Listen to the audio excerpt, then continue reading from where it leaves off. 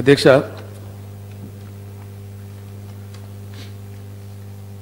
Vote on account budget మీద చర్చలో గౌరవ సభ్యులు శ్రీ శ్రీధర్ బాబు గారు, శ్రీ పువ్వాడ అజయ్ గారు, శ్రీ మౌజం ఖాన్ గారు, శ్రీ సండ్ర వెంకట వీరయ్య గారు, శ్రీ రాజాసింగ్ గారు, శ్రీమతి సబితా ఇంద్రారెడ్డి గారు పాల్గొని మంచి సలహాలు ఇచ్చారు. అధ్యక్ష, ఇంకా బాగా సలహాలు వస్తాయని ఆశించినా అంత గొప్పగా రాలేదు. కొన్ని విమర్శలు కూడా చేసినారు. ఏం చేసినా చర్చలో పాల్గొని ఇవన్నీ సూచనలు ఇచ్చినందుకు వారికి అందరికీ ధన్యవాదాలు తెలియజేస్తా ఉన్నాను. అధ్యక్ష, ఇక్కడ ఒక విషయాన్ని చెప్పవలసిన అక్కర ఉంది. డెఫినెట్గా శ్రీధర్ బాబు గారు వారి ప్రసంగంలో చేసినటువంటి అంశాలు ఏవైతే ఉన్నాయో, గత 4 సంవత్సరాల నుంచి ఇక్కడ ఏ ఆర్గ్యుమెంట్ జరిగింది అధ్యక్ష, 4.5 సంవత్సరాలు. దాని తర్వాతనే ఎన్నికలకు పోయినాం. ప్రజలు తీర్పు చెప్పినారు. మళ్ళీ అవే పాత చింతకాయ పచ్చడి మాట్లాడుతూ వేరే మాట్లాడితే బాగుండేది. సబిత గారు మాట్లాడుతూ మంచి సూచనలు ఇచ్చినారు అధ్యక్ష, వారికి చాలా ధన్యవాదాలు. చాలా కన్స్ట్రక్టివ్ సలహాలు చాలా ఇచ్చారు వారు. డెఫినెట్గా వాటన్నిటిని చేయాల్సినటువంటి అవసరం ఉంది. ఇంకోటి కూడా చెప్పాల్సిన అవసరం ఉంటుంది అధ్యక్ష. మీరు శ్రీధర్ బాబు గారు గతంలో మంత్రి కూడా పనిచేసారు. సీనియర్ సభ్యుడు, మంత్రిగా కూడా పనిచేసినారు. మరి 44% ఎందుకు తీసుకుంటున్నారు ఓట్ ఆన్ అకౌంట్లో అని వారు అన్నారు అధ్యక్ష. 44% కాదు అధ్యక్ష, మనం తీసుకునే 50%. వారికి అవగాహన ఉండాలి. ఎందుకంటే తీసుకున్న 80,000 కోట్లు ఏదైతే ఉందో అది హౌస్ ఖచ్చితంగా పాస్ చేయాలి అధ్యక్ష. హౌస్కు సబ్మిట్ చేస్తాం, ఇచ్చిన అకౌంట్లో ఉంది. అకౌంట్ కూడా చార్జ్డ్ అకౌంట్ అని ఉంటుంది అధ్యక్ష. అది హౌస్ పాస్ చేయాల్సిన అవసరం ఉండదు. లైక్ ఇప్పుడు రాజభవన్ ఎక్స్పెండిచర్ ఉంది, క్యాబినెట్ మీద ఎక్స్పెండిచర్ ఉంది, వేరియస్ ఎక్స్పెన్సెస్ ఏవైతే ఉన్నాయో అవి చార్జ్డ్ అకౌంట్ కింద పోతాయి అధ్యక్ష. రెండు కలిపి చూసినప్పుడు ఏంటంటే 80,000 కోట్లే కాదు, ఇంకో దాదాపు 80,298 కోట్లేమో సభ మంజూరు చేయాల్సిన అవసరం ఉంటుంది. చార్జ్డ్ అకౌంట్ ఏమో 10,737 కోట్ల అధ్యక్ష. వారికి ఇచ్చిన పుస్తకాల లెక్కలు నేరు ప్రతి రూపాయికి కూడా అది చార్జ్డ్ మనీ. హౌస్కు సబ్మిట్ చేస్తాం కానీ హౌస్ శాంక్షన్ చేయాల్సిన అవసరం లేదు. అందుకే నేను పొద్దున తమని పర్మిషన్ అడుగుతున్నప్పుడు 80,000 కోట్లకే అడగడం జరిగింది అధ్యక్ష. అది వారు మరి మంత్రిగా ఉన్నప్పుడు వారికి మంచిగా ట్రైనింగ్ ఇచ్చిందా లేదా, ఏం జరిగింది, దీనిలో లోపం ఎక్కడ నాకు అర్థం కాలేదు. అది ఆ విధంగా చూసి మాట్లాడితే బాగుంటుంది నేను అనుకుంటా ఉన్నా అధ్యక్ష. సభ యొక్క గౌరవం కూడా పెరుగుతుంది, సభ్యుల గౌరవం కూడా పెరుగుతుంది అధ్యక్ష.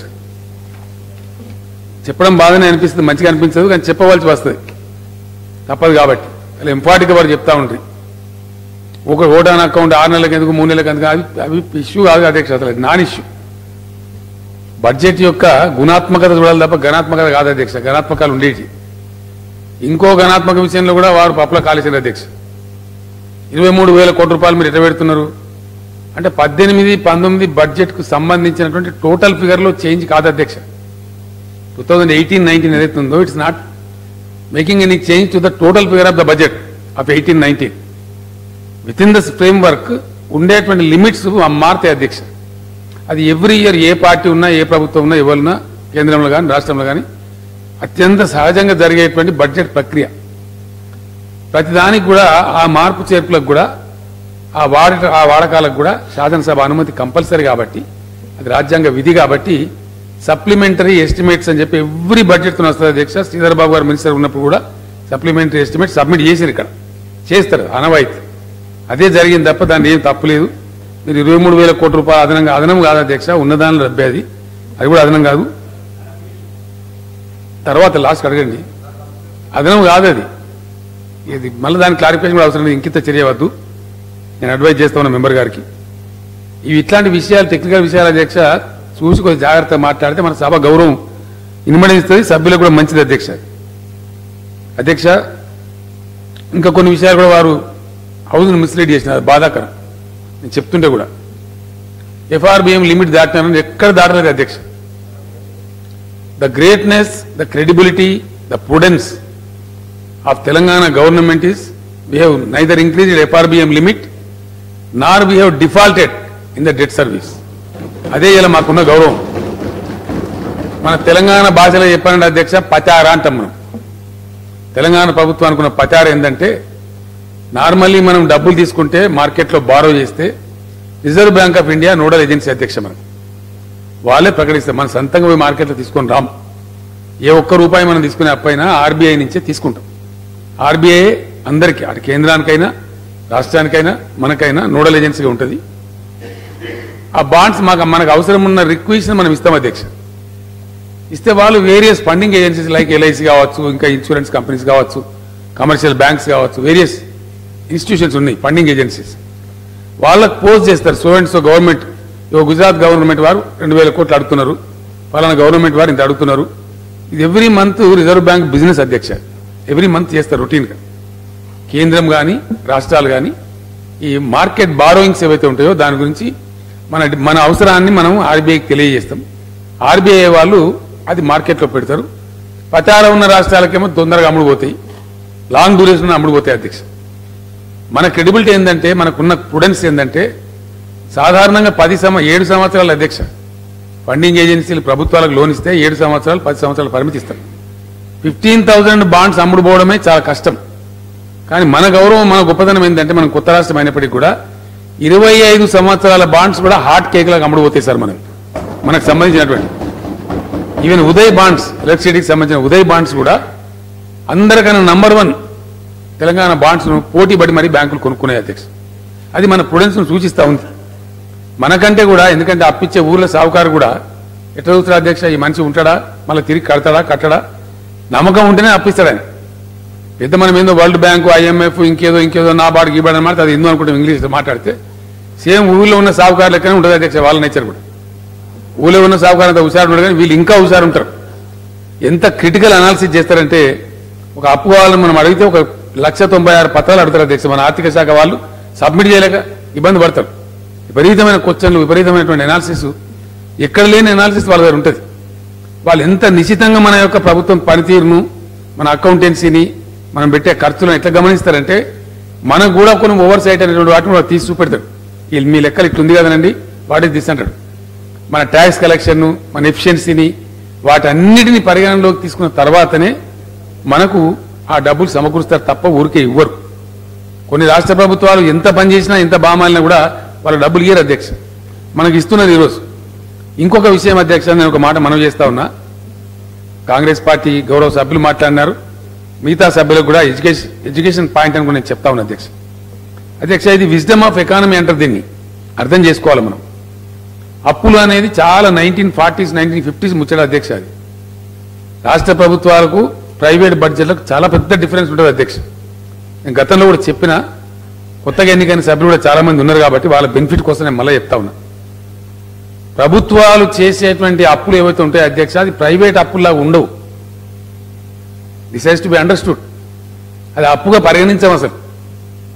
దాన్ని తెచ్చి ఎక్కడ పెడతామనేది ఉంటుంది, ఎందుకు వినియోగిస్తామనేది ఉంటుంది, అది క్యాపిటల్ ఎక్స్పెండిచరా మరొకటి అనేది ఉంటుంది.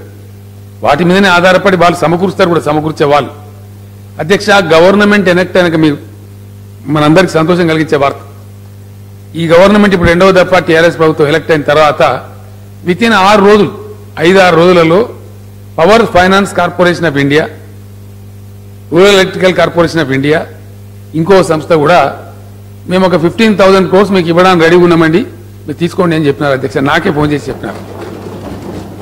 దట్ ఇండికేట్స్, నేను రామకృష్ణరావు గారికి చెప్పినాను, కాళేశ్వరం ప్రాజెక్టులో చివరి భాగం ఉందండి, దానికోసం తీసుకురాని డబ్బులు వాళ్ళు రెడీ ఉన్నారని చెప్తే, మన చీఫ్ సెక్రటరీ గారు, ఫైనాన్స్ సెక్రటరీ గారు ఆ ప్రయత్నంలో ఉన్నారు అధ్యక్ష. అప్పులు తీసుకున్నారు, అప్పులతో అయిపోతుంది, ఎంత భారం పడుతుంది. అది ప్రైవేట్ వాళ్ళు తీసుకునే అప్పులు వేరే అధ్యక్ష. బడ్జెట్ మేకింగ్ లో కూడా దాన్ని ఏమంటారంటే నిధుల యొక్క కూర్పు. అది రాజ్యాంగము, భారత ఆర్థిక మంత్రిత్వ శాఖ ఏర్పాటు చేసినటువంటి అనేక నిబంధనలు, అనేక పద్ధతులకు లోబడి ఉంటుంది అధ్యక్ష. దాన్ని మించి కూడా మనం పోలేం, ఏ రాష్ట్రం కూడా పోలేదు. ఎందుకంటే మన అందరికి తెలుసు, మన రాష్ట్రం మనం కొంచెం అటానమస్ గవర్నమెంట్ అని చెప్పుకున్నప్పటికీ మన దేశంలో ఇవ్వాల్సినంత అటానమీ రాష్ట్రాలకు ఇవ్వలేదు అధ్యక్ష. నిన్నగాక మొన్న 15th ఫైనాన్స్ కమిషన్ వస్తే కూడా చాలా విహిమెంట్ గా, చాలా గట్టిగా నేను మాట్లాడడం జరిగింది అధ్యక్ష. ఈ మధ్య నేను ప్రతిపాదిస్తున్న ఫెడరల్ ఫ్రంట్ కూడా ఎజెండాలో పెట్టినాం అధ్యక్ష. దురదృష్టం ఏంటంటే అధ్యక్ష, ఎంత గొప్ప ప్రజాస్వామ్యంలో మన దేశంలో అంటే ఈ సభలకు అర్థం కావాలని చెప్తా ఉంది. అభివృద్ధి ప్రజల జీవిక ఆ ప్రాథమికతలు పోయి దురదృష్టవశాత్తు పొలిటికల్ ప్రయారిటీ ముందుకు వస్తూ ఉంది అధ్యక్ష. మేము మరి మా సంగతి ఏంది, మాకు కూడా ఓటు రావాలి కదా అనే ఒక చిలిపి దృక్పథాన్ని కేంద్ర ప్రభుత్వాలు అవలంబిస్తూ ఉన్నాయి. అది యూపీ అయినా ఎన్డీఏ అయినా అని కాదు, అక్కడ ఎవరు వచ్చినా సెంట్రిపెటల్ పాలసీస్, సెంట్రలైజేషన్ ఎక్కువ జరుగుతూ ఉంది. దురదృష్టం ఏంటంటే రాష్ట్రాల పరిధిలో ఉన్నటువంటి అనేక శాఖలు, అనేక సబ్జెక్ట్స్ను గత కాంగ్రెస్ ప్రభుత్వాలు ప్లస్ ఎన్డీఏ ప్రభుత్వం ఇద్దరు కూడా కంకరెంట్ లిస్టులో పెట్టినారు. ఆ కంకరెంట్ లిస్ట్ అంటే పెద్ద మాయ అధ్యక్ష, అదో తమాషా, విచిత్రం. Central powers, state powers, concurrent powers, 3 లిస్టున్నాయి అధ్యక్ష. Central list, state list, concurrent list. ఈ కంకరెంట్ లిస్ట్ ఏంటంటే మన మెడ మీద కత్తి. కంకరెంట్ లిస్ట్ ఉంటే మనం చట్టం చేసుకోవచ్చు, ఏది కేంద్రం సైలెంట్ ఉంటే. కానీ ఒకవేళ కేంద్రం చట్టం చేసింది అనుకోండి, అదే అమలవుతుంది. That prevails over the state act. కాబట్టి మనకున్నటువంటి వ్యవసాయాన్ని సెంట్రల్గా కంకరెంట్ లిస్టులో పెట్టినారు, వాళ్ళ పాలసీ. చెవిటి వాని ముందర శంఖమూదినట్టు ఇప్పుడున్న ప్రధానమంత్రి గారు కూడా చెప్పిన అధ్యక్ష. ఇప్పుడున్న ప్రధానమంత్రి గారికి గంట సేపు చెప్పిన నేను నిర్భయంగా మాట్లాడతా కాబట్టి చాలా దురుసుకు కూడా నీతి ఆయోగ్ మీటింగ్లో కూడా చెప్పినాం. ఎక్కడనో ఇప్పుడు మన గద్వాలలో గట్టు మండలంలో ఒక ప్రాథమిక పాఠశాల నడిపితే దానికి కేంద్ర ప్రభుత్వానికి ఏమవసరం ఉంటుంది అధ్యక్ష? ఢిల్లీ వాళ్ళకు. ఎక్కడనో కాగజ్ నగర్లో చింతమానేపల్లి మండలంలో జరిపేటువంటి పిహెచ్సి మంచిర్యాల చూడడానికి కేంద్ర ప్రభుత్వం కావాలన్న అధ్యక్ష మనకు. ఎక్కడో కొత్తగూడెం జిల్లాలో మామూలు అశ్వరావుపేట నియోజకవర్గంలో మారుమూల గ్రామంలో పనిచేసే రోజువారీ కూలీల యొక్క కూలీ వేతనం కేంద్ర ప్రభుత్వం ఢిల్లీలో టపకం లేదన్న అధ్యక్ష. ఇక లేవా మనం అంత ఎందుకు ఇక్కడ? ఇక ముఖ్యమంత్రులు ఎందుకు, ఈ కేబినెట్ ఎందుకు, ఈ చీఫ్ సెక్రటరీలు ఎందుకు, ఈ సెక్రటరీలు ఎందుకు, ఇంత పెద్ద అట్టాసం ఎందుకు? ఇంత దుర్మార్గంగా కేంద్రం అధికారాలు తన గుప్పిట్లో పెట్టుకుంటా ఉన్నది. ఫిస్కల్ పాలసీని కూడా అదే పద్ధతిలో చాలా రిజిడ్గా మెయింటైన్ చేస్తూ ఉన్నారు. Broad fiscal policy lies with the government of India, not with the states అధ్యక్ష. 3% జిఎస్డిపిలో 3% మించి రుణం తీసుకోవాలంటే మన ఫైనాన్స్ సెక్రటరీ ఒక 30-40 సార్లు, వాళ్ళు నేనే అన్న 30-40 సార్లు ఈ విమానం ఖర్చులకు పోతుందా బాబు, దండగా తిరుమల దండగా ఉందని చెప్పి. ఇప్పుడున్న కేంద్ర ప్రభుత్వం మరీ చాలా విపరీతమైన, ఎంత విపరీతం అంటే సందర్భం కాబట్టి, బడ్జెట్ కాబట్టి నేను చెప్తా ఉన్నా అధ్యక్ష. ఫైన్ మార్నింగ్ మాకు లెటర్ వచ్చింది. ఇప్పుడున్న గౌరవనీయ ఆర్థిక మంత్రి గారు కేంద్ర ప్రభుత్వం ఉత్తరం పంపించారు. సెంట్రల్ డెవల్యూషన్, కేంద్ర పన్నులలో రాష్ట్రాల వాటా, అది ఎవరి దాక్షిణ్యం ఏం లేదు, అది రాజ్యాంగబద్ధంగా మనకు రావాల్సిన డబ్బు. ఇంతకుముందున్న ఆల్ గవర్నమెంట్స్, నరేంద్ర మోడీ గారి గవర్నమెంట్కు ముందున్నటువంటి ఏ పార్టీ గవర్నమెంట్ అయినా, అది కాంగ్రెస్ పార్టీ గవర్నమెంట్ కావచ్చు, యూపీఏ కావచ్చు, వాజ్పేయి గారి ఆధ్వర్యంలో గవర్నమెంట్ కావచ్చు, టెన్షన్గా 1వ తారీఖు ఆ సెంట్రల్ డెవల్యూషన్ వస్తుంది అధ్యక్ష. టెన్షన్గా ఒక గంట కానీ ఒక రోజు కానీ తేడా రాదు. దాని మీద ఆధారపడి మన శాలరీస్ మంచి చేయడం, మన వ్యవహారం మీద మనం చేస్తూ ఉంటాం. ఈ గవర్నమెంట్ భారత ఆర్థిక మంత్రి గారు ఒక లెటర్ రాసినారు ఒక రోజు. మాకు డబ్బులు రావడం, ట్యాక్సులు రావడం, మాకు ఖజానాకు చేరుకోవడం ప్రతి నెల 16వ తారీఖు, 17వ తారీఖు, 18వ తారీఖు అయితే ఉంది. మేము ఫస్ట్కే మీకు ఇచ్చినట్టయితే ఫస్ట్ నుంచి 18వ తారీఖు వరకు మా మీద వడ్డీ పడతా ఉంది, మిత్తి పడతా ఉంది, కాబట్టి మేము అట్లా ఇయ్యం మీకు అని పంపించినాడు. దాని మీద విచిత్రం ఏంటంటే పంజాబ్లో కాంగ్రెస్ సీఎం ఉన్న అధ్యక్ష ఇప్పుడు అమరేందర్ సింగ్ గారు ఉన్నారు. ఆయన ఒక స్టేట్మెంట్ ఇచ్చినాడు, ఆయన ఉద్యోగాలకు జీతాలు ఇవ్వలేదు, అపోజిషన్ పార్టీ ముఖ్యమంత్రి కాబట్టి దాని మీద నిరసన తెలియజేయడానికి గాను ఆయన శాలరీస్ ఇవ్వలేదు. పత్రిక వాళ్ళు పోయి అడిగి నువ్వు ఎందుకు శాలరీస్ ఇవ్వలేదని చెప్పి, కేంద్ర సర్కార్ పైసైనా ఇదియా, ఇసీలేమైనా ఇది అని దాని మీద పెద్ద రచ్చ అయింది, పార్లమెంట్ కూడా గొడవ అయింది. అంటే ఈ రకంగా కేంద్రం బాగా సెంట్రలైజ్ చేసి మన వాటా కింద, మన హక్కు కింద మనకు వచ్చే డబ్బును కూడా వాళ్ళు అదింపట్టి వ్యవహారం చేస్తూ ఉన్నారు. ఈ మరి ఎప్పుడు మెచ్యూరిటీ వస్తుందో ఈ దేశంలో, ఆ కేంద్రంలో ఉన్న పెద్దలకు కూడా ఎప్పుడు జ్ఞానోదయం అవుతుందో అది భగవంతుందా. భారత ప్రజానీకం తిరుగుబాటు చేస్తూ ఉన్నారు, బాధలేమో తీర్తలేవు, కానీ పాలసీ మార్తలేదు అధ్యక్ష. అదే స్టీరియోఫోనిక్ డైలాగులు, స్టీరియోఫోనిక్ ముచ్చట్లు, అదే పాత కథ, వీళ్ళు తూకిత్తా అంటే మైకిత్తా, ఇదే జరుగుతుంది తప్ప గుణాత్మకమైనటువంటి మార్పు, క్వాలిటేటివ్ చేంజ్ వస్తలేదు. రెండవది అధ్యక్ష, నిన్నగాక మొన్న జరిగినటువంటి ఫైనాన్స్ కమిషన్ మీటింగ్లో కూడా నేను చాలా గట్టిగా వాదించిన అధ్యక్ష, చాలా గట్టిగా చెప్పినాం, ఇచ్చినాం. సరే కొన్ని పేపర్లు రాసినాయి, కొన్ని పేపర్లు రాయలేదు, కానీ చాలా సీరియస్గా నేను ప్రతిపాదన పెట్టినా అధ్యక్ష. ఒక మాట చెప్పానంటే ఒకటే మాట, ఎక్కువ అవసరం లేదు అంత డీటెయిల్స్. ఎంత మొద్దు నిద్రలో మన కేంద్ర ప్రభుత్వాలు పనిచేస్తాయంటే కొన్ని నిధులు అవసరం అధ్యక్ష. విదేశీ మారక ద్రవ్య విలువలను కాపాడడానికి బ్యాలెన్స్ చేయడానికి కొన్ని అవసరమే, కొన్ని రిజర్వ్స్ ఉండాలి రిజర్వ్ బ్యాంక్ దగ్గర. కానీ ఎంత ఘోరమైన రిజర్వ్స్ ఉంటాయంటే ఇప్పుడు రైట్ నౌ 13 లక్షల కోట్లు ఉన్నాయి అధ్యక్ష. రైట్ నౌ మహారత్న నవరత్నాలను ఉండేటి అధ్యక్ష, ఇప్పుడు అవి మహారత్నాలైంది.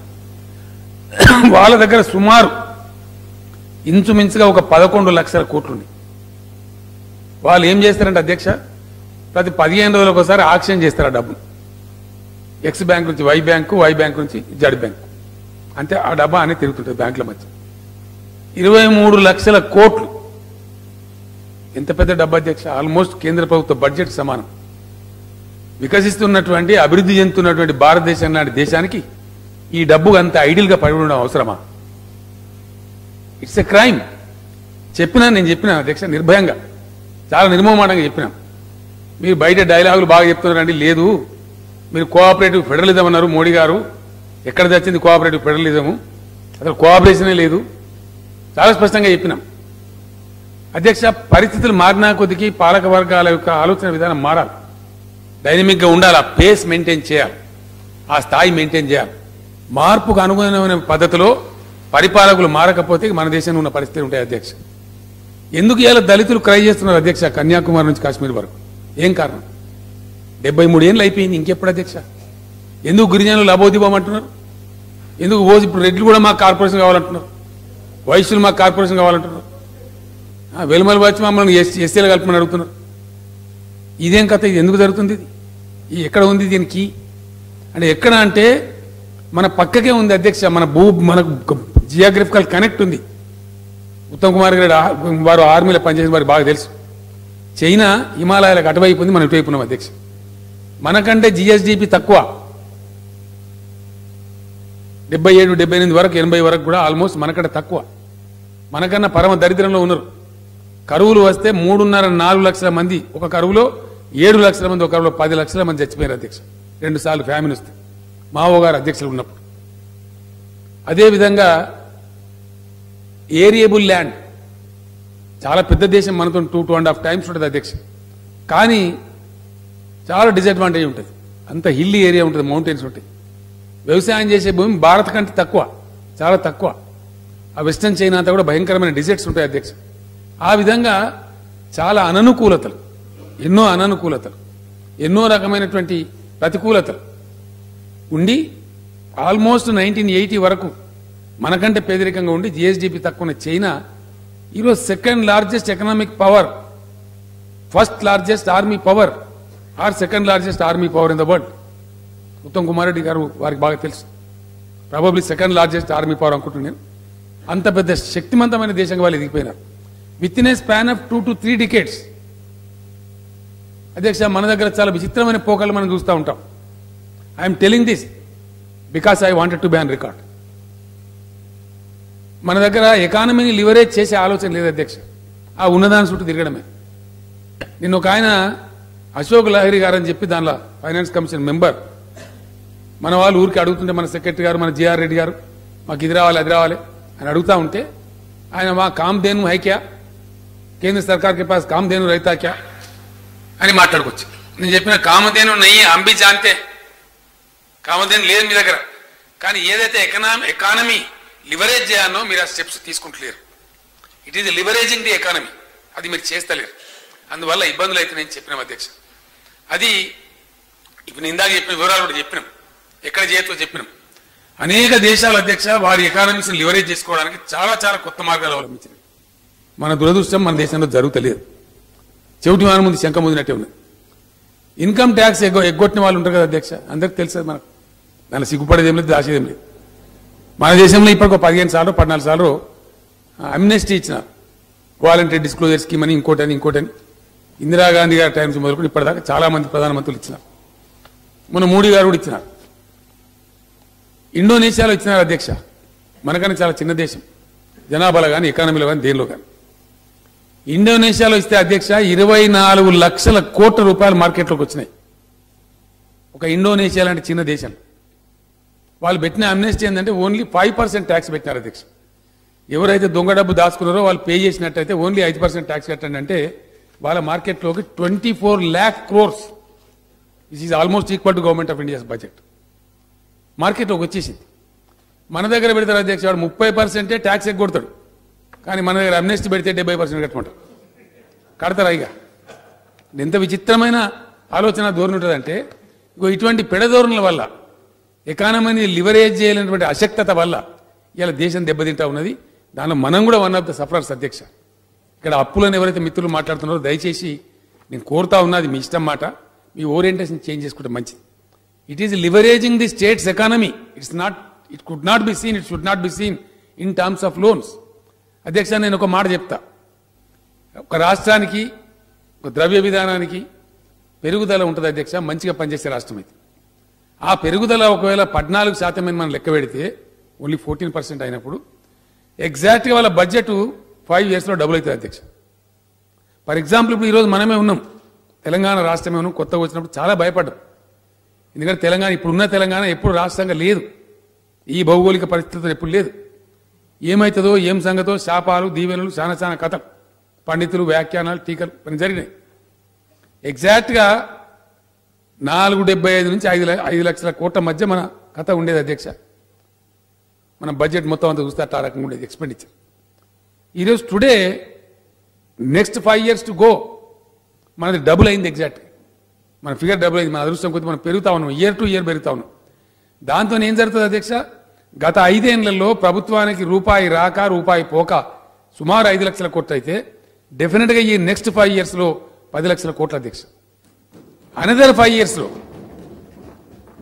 బై 2028 ఈ రోజు నుంచి నేను ఈ రోజు ఈ హౌస్లో మాట్లాడుతున్నటువంటి ఈ టైం నుంచి ఈ రోజు నుంచి కరెక్ట్గా 10వ సంవత్సరం నాటికి 10వ సంవత్సరం ముగిసే నాటికి తెలంగాణ రాష్ట్రం ఖర్చు పెట్టబోయే డబ్బు 30 లక్షల కోట్ల అధ్యక్ష. నెక్స్ట్ 5 yearsలో ఉండేటువంటి 20 lakh crores ఈ టర్మ్లో ఉండేటువంటి 10 lakh crores కలిపి 30 లక్షల కోట్లు మనం ఖర్చు పెడతాం. ఈ విజువలైజేషన్, ఈ అవగాహన పరిపాలకులకు ఉండాలి అధ్యక్ష. ఏ రాష్ట్రానికి ఆ రాష్ట్రం, ఏ దేశానికి ఆ దేశం చేసుకొని చెప్పాలి, ప్రజలకు వివరించాలి. మనం ఇవన్నీ ఏం చెప్పం, వాటికనే మీరు అప్పులు తెచ్చిండ్రు, అప్పులు తెచ్చి తినేస్తారా అధ్యక్ష? అప్పులు దేని పెడతారండి? కాళేశ్వరం ప్రాజెక్టు పెడతారు, ఎస్. ఇరిగేషన్ ప్రాజెక్టు పెడతారు, ఎస్. క్యాపిటల్ ఎక్స్పెండిచర్ చేస్తారు, ఎందుకు చేయకూడదండి? ఆ కర్మ అట్టే ఉండన్నాయి అధ్యక్ష. ఇంతకుముందు ప్రాజెక్టులు పెడితే డికేడ్స్, అనేక దశాబ్దాలు చెప్పినాం మేము. మొన్న కూడా ప్రధానమంత్రి గారు కూడా చెప్పినాం అధ్యక్ష. మన రాష్ట్రంలోనే నేనంటే నిష్ఠూరం అవుతుంది, ఒక ట్రిబ్యునల్ అపాయింట్ అయి ఉన్నది 2004లో అపాయింట్ అయింది అధ్యక్ష. ఈ రోజు రాదు, ఏమి రాదు. అంటే ఒక ట్రిబ్యునల్ అవార్డు ఇవ్వడానికి 15 సంవత్సరాలు గడిచిపోతే అవార్డు రాదు. మనం అధ్యక్ష నదీ జలాల్లో మేము కొత్త రాష్ట్రం అయినాం, మా వాటా ఏందో తేల్చండి అని చెప్పి రాజ్యాంగ విహితంగా ఉన్నటువంటి సెక్షన్ 3 ప్రకారం అప్లికేషన్ పెట్టుకోవాలి రాష్ట్రం.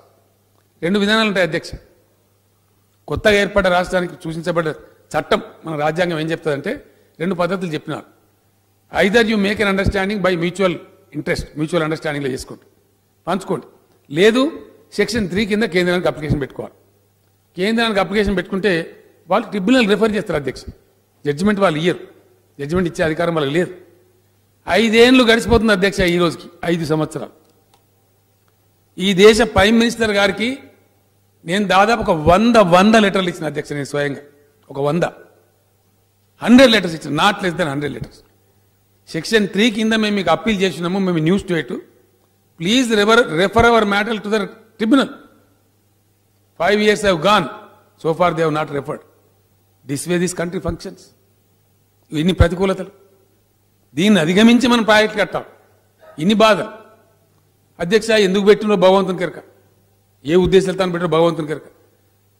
ట్రిబ్యునల్ మీద ట్రిబ్యునల్ అధ్యక్ష వచ్చేసినాయి. వాడు స్టే ఇస్తాడు అధ్యక్ష. ఒక ప్రాజెక్ట్ అప్పు తీసుకొని కడతా ఉన్నాం, 20,000 కోట్లు 30,000 కోట్లు అప్పు తీసుకున్నాం, నిర్దాక్షిణ్యంగా వాడు స్టే ఇచ్చేస్తారు. అక్కడ ఉన్న కాంట్రాక్టర్, ఎస్టాబ్లిష్మెంటు, అనేక వేలాది మంది కూలీలు, వాళ్ళకి పని లేకపోతే వాడు ఎక్కడ పోవాలి?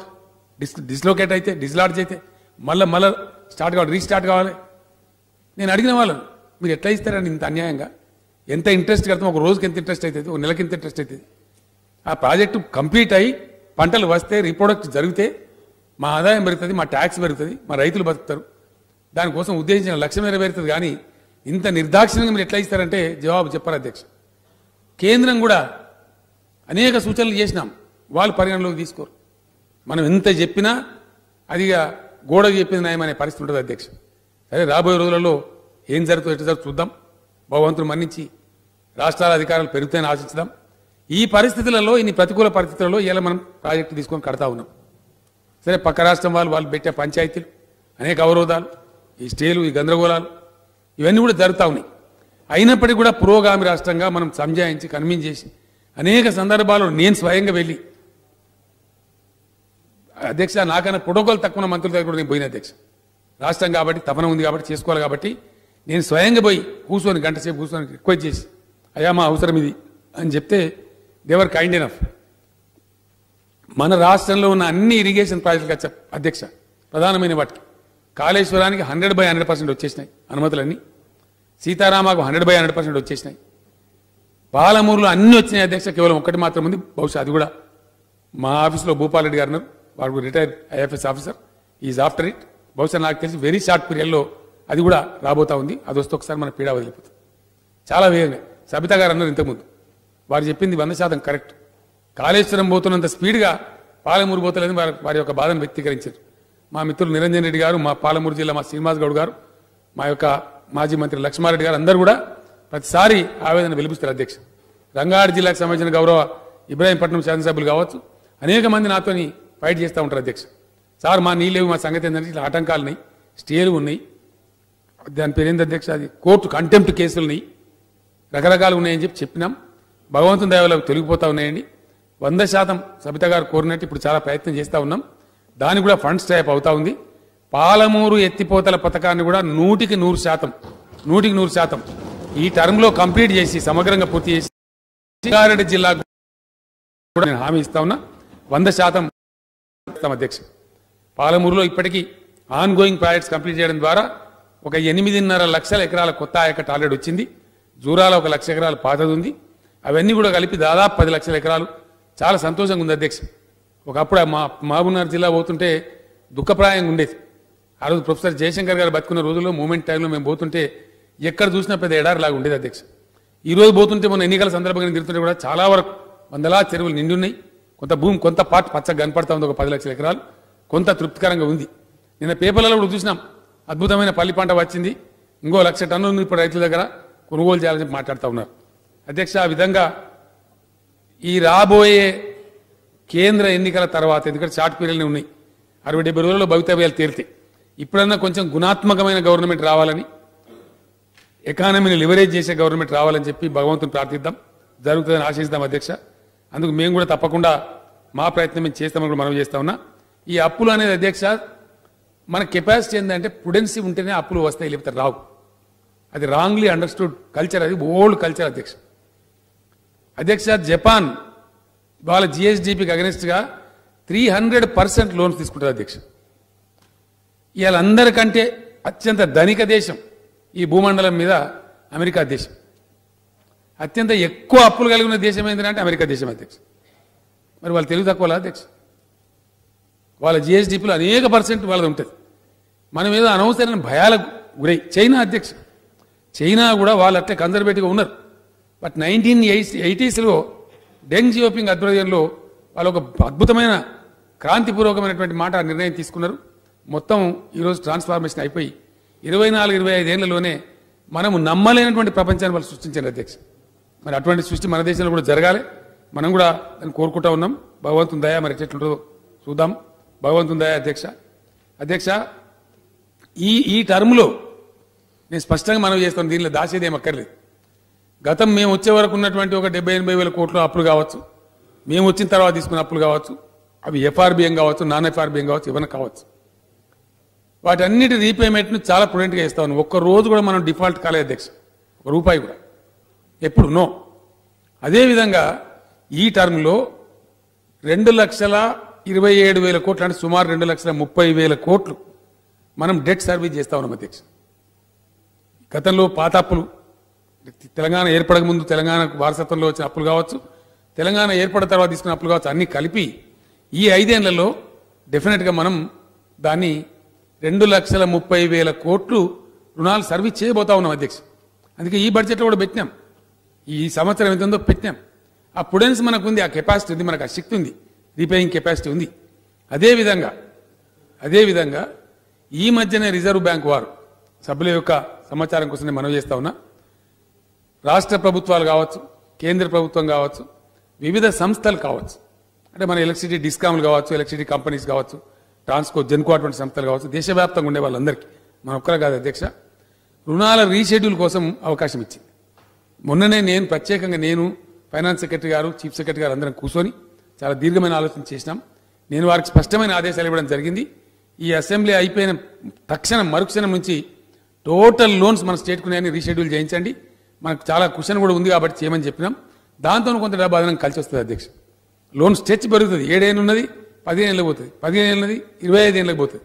కాబట్టి మన డబ్బులు ఇప్పుడు మిగిలే ఆస్కారం కూడా ఉంటుంది. తద్వారా మోర్ క్యాపిటల్ ఎక్స్పెండిచర్ చేసే ఆస్కారం ఉంటుంది, ఎక్కువ ప్రగతిని సాధించే ఆస్కారం ఉంటుంది. భగవంతుడు మాకు ఇచ్చిన విజ్ఞతలో విషయాన్ని సంపూర్ణంగా అర్థం చేసుకొని ఈ కేంద్ర ప్రభుత్వం కొంత నియంతృత్వ దృక్పథంలో ఉన్నప్పటికీ కూడా ఆ వచ్చిన కొద్దిపాటి వెసులుబాటుతోనైనా సరే పూర్తి స్థాయిలో మేము ప్రయత్నం చేస్తా ఉన్నాం అధ్యక్ష. అది గౌరవ సభ్యులకు తమ ద్వారా గౌరవ ప్రజానికానికి కూడా తెలియజేస్తా ఉన్నా అధ్యక్ష. నేను మళ్ళా కూడా శ్రీధర్ బాబు గారు, మీకు somebody wrongly told you, Peddampet, Mahadevpur, Kataram మండలాల యొక్క పరిస్థితి, ఆ సబ్సిడీ నేను మళ్ళా తెలుసుకున్నాను. మీకు ఇంకో మాట కూడా నేను చెప్తా ఉన్నా. ఇది వెనకటి జమానా లెక్క లేదని ఇప్పుడు నేను అంత మార్చేసాను. This can be watched online also. ఎక్కడ ఎంత సప్లై అవుతుంది, ఏ కేబుల్ మీద అనేది ఇట్ ఇస్ ఆన్లైన్. నా కంప్యూటర్లో ఉంది, నా ఐప్యాడ్లో ఉంది. నేను ఆల్మోస్ట్ ఎవ్రీడే చూస్తూ ఉంటాను. తమరు కావాలంటే నేను పంపిస్తా ఎలక్ట్రిక్ ఇంజనీర్లను, మీ కంప్యూటర్లో కూడా దయచేసి పెట్టండి. You can watch it. It is online. ఎర్రాట ఉంది. మీరు చెప్పినట్టు మీరు కొంతమంది బహుశా మీకు రాంగ్ చెప్పింటారు. నా దగ్గర డేట్లు, టైం కూడా ఉందండి. ఏ రోజు ఏ టైంలో అక్కడ ఇంటరప్ట్ వచ్చింది అవి కూడా ఉన్నాయి నా దగ్గర. రికార్డ్ అయి ఉంటాయి. ఆన్లైన్ కాబట్టి ఎవరు ఎస్కేప్ కూడా చేయలేరు. కాబట్టి ఒక 2-3 రోజులు ఒక్కొక్క గంట, అరగంట అట్లా డిస్టర్బ్ అయినమాట వాస్తవం మీరు చెప్పింది. కానీ టోటల్ మాత్రం కాలేదు. అది మీరు గమనించండి. మన కూడా ఇబ్బంది మళ్ళీ అట్లా నాకు చెప్పండి. Definitely that can be corrected. That's not a problem. అధ్యక్ష, అప్పుల మీద కూడా నేను చెప్పిన సఫిషియెంట్గా, దానికి ఏం మనం భయపడేంత అవసరం లేదు. మంచిగా కంఫర్టబుల్గా చేయొచ్చు. ఇంకో మాట కూడా చెప్తా ఉన్నా అధ్యక్ష, ఈ టర్మ్లో మనకు ఆ 2,30,000 కోట్లు పడితే మొత్తం పోవండి. మళ్ళా ఒక 1,18,000 కోట్లు మనకి ఎలిజిబిలిటీ వస్తుంది. ఆ 1,18,000 మళ్ళీ తీసుకుంటాం, అప్పు తప్పకుండా తీసుకుంటాం. రాష్ట్రం అభివృద్ధి చెందాలంటే తీసుకోవాలి. దానికి క్యాపిటల్ ఎక్స్పెండిచర్ చేయాలి, ప్రజల అభివృద్ధి కోసం చేయాలి. రెసిడెన్షియల్ స్కూల్ పెట్టుకున్నాం, మరి వాళ్ళు బిల్డింగ్లు కట్టాలా, ఇంకా కొత్త రెసిడెన్షియల్ స్కూల్ పెట్టాలా, పిల్లలకు బుద్ధి రావాలా. ఇంకా మనం అదే వెనకబాటు ఉండద్దు. ఇప్పుడు సబితా ఇంద్రారెడ్డి గారు గౌరవనీయురాలు మున్సిపాలిటీలో కూడా బస్తీ దవాఖానలు పెట్టాలన్నారు. మాట అంటాం, మరి మాటతో అవుతుందా? పైసలు కావాలి కదా, డాక్టర్లు కావాలి కదా, వాళ్ళని రిక్రూట్ చేయాలి కదా, చేసే వాళ్ళకి శాలరీస్ ఇవ్వాలి కదా, అవసరమైన మందులు కూడా కొనాలి కదా. కాబట్టి నా రిక్వెస్ట్ ఏంటంటే డెఫినెట్గా చేస్తాం. ఇది జరగాలంటే వికాసం అనేది ఎక్కడికక్కడ రావాలండి. ఆ దృష్టితోనే 100కు 100% కఠినంగా ఉన్నప్పటికీ పంచాయతీరాజ్ చట్టాన్ని మేము తెచ్చినాం. రాబోయే కొద్ది రోజులలో much before the municipal elections ఖచ్చితంగా మున్సిపల్ యాక్ట్ను కూడా చాలా సమూలంగా మార్చబోతా ఉన్నాం. కొత్త చట్టాన్ని తేబోతా ఉన్నాం. ఎందుకంటే సబిత గారు ఇంకో మాట కూడా చెప్పినారు, శ్రీధర్ బాబు గారు కూడా చెప్పినారు వారి ప్రసంగంలో, భూ రికార్డుల ప్రక్షాళన. అధ్యక్ష, ఇక్కడ తమరికి దృష్టిని తెచ్చే ఏంటంటే చాలామంది నాతో మాట్లాడినారు ఈ భూ రికార్డుల ప్రక్షాళన అనే అంశం. ఎందుకంటే రైతు బంధు పథకం తేవాలని అనుకున్నప్పుడు ఎట్లా అమలు చేయాలా? ఐ థింక్ బట్టి విక్రమార్క గారు, ఉత్తమ్ కుమార్ రెడ్డి గారు కూడా ఈ విషయం అప్రిషియేట్ చేస్తారని అనుకుంటా ఉన్నాం. ప్రతి సంవత్సరం 6 చేస్తారండి. ప్రతి సంవత్సరం జమాబందీ చేస్తారు. మరి జమ ఎక్కడ పోయా, బందీ ఎక్కడ పోయా? If the records are every year updated, why this much pendency is there? We have to introspect. అంటే అంత ఫార్స్. నేను రంగారెడ్డి జిల్లాలో అధ్యక్ష కేశవరం అనే గ్రామానికి పోతుంటే అక్కడ ఎందుకో సడన్గా బస్సు ఆపి అడిగినాం, మిషన్ భగీరథ ఎట్లా వస్తుందో తెలుసుకుందాం. జనం జమైనారు, మూగినారు. సరే వాళ్ళు ఏదో డిమాండ్ చేస్తే సరే నేనే వస్తానని చెప్పి, అప్పుడు సుధీర్ రెడ్డి అని ఎమ్మెల్యే ఉండేవారు అధ్యక్ష, ఇప్పుడు మల్లారెడ్డి గారు మంత్రి గారు ఎమ్మెల్యే ఉన్నారు అక్కడ. నేనే మళ్ళీ అందరిని తీసుకొని పోయినా. ఇప్పుడు మెదక్ కలెక్టర్గా ఉన్నారు వారు ధర్మారెడ్డి గారు, అప్పుడు జాయింట్ కలెక్టర్ ఉన్నారు అక్కడ రంగారెడ్డి జిల్లా, మేడ్చల్ జిల్లా. నేను స్టేట్గా అడిగిన, ఆయన నీ దగ్గర ఇప్పుడు ఎట్లా ఉంది, మీ దగ్గర రెవెన్యూ సిస్టమ్ ఏదో చూపెట్టని అడిగినాం. 419 డెడ్ ఖాతాస్ ఉన్నాయి అధ్యక్ష. ఇది డెడ్ ఖాతా ఏందా బాబు, అయితే మనిషి బతికి ఉండాలి, ఇది యొక్క డెడ్ ఖాతా ఏందని మనిషి చచ్చిపోయాడు కానీ భూమి మారలే, ఆయన పేరు మీద కట్టినేతాం. ఎట్లా ఉంటుందా మరి నీ ఆర్ఓఆర్ ఎటుపోయింది, నీ జమాబందీ ఎటుపోయింది, నీ కథ ఎటుపోయిందంటే ఇది అట్లే ఉన్నది సార్ అని నవ్విండు, మౌనం పాటిస్తారు. అందుకే ఇప్పుడు ఖచ్చితంగా దాన్ని చెయ్యాలంటే చాలా పెద్ద వీలు కావాలి అధ్యక్ష. మేము చేయించినాం, అప్పుడు మాకు రూరల్ డెవలప్మెంట్ మినిస్ట్రీలో అధ్యక్ష ఎవరైతే భూభారతి అనే ప్రోగ్రామ్ ఉందో గవర్నమెంట్ ఆఫ్ ఇండియాలో హుకుం సింగ్ గారు అని చెప్పి ఒక ఆయన జాయింట్ సెక్రటరీ ఉన్నారు అధ్యక్ష. మేము ఆయన పిలిపించినాం, మీ సహకారం కూడా కావాలని. ఆయన చెప్పినాడు, మేము 3 రాష్ట్రాలు చేయడానికి పోయినామండి, బీహార్లో స్టార్ట్ చేసినాం, కంప్లీట్ రెవెన్యూ సిబ్బంది పోయినారు, ఇంకో రాష్ట్రంలో చేసినాం, అక్కడ కూడా రెసిస్టెన్స్ వచ్చింది. నరేంద్ర మోదీ గారు ఇప్పుడు ఎవరైతే స్వయంగా ప్రధానమంత్రి ఉన్నారో వారి రాష్ట్రంలో అక్కడ ముఖ్యమంత్రి ఉన్నప్పుడు వారు చేసినారు.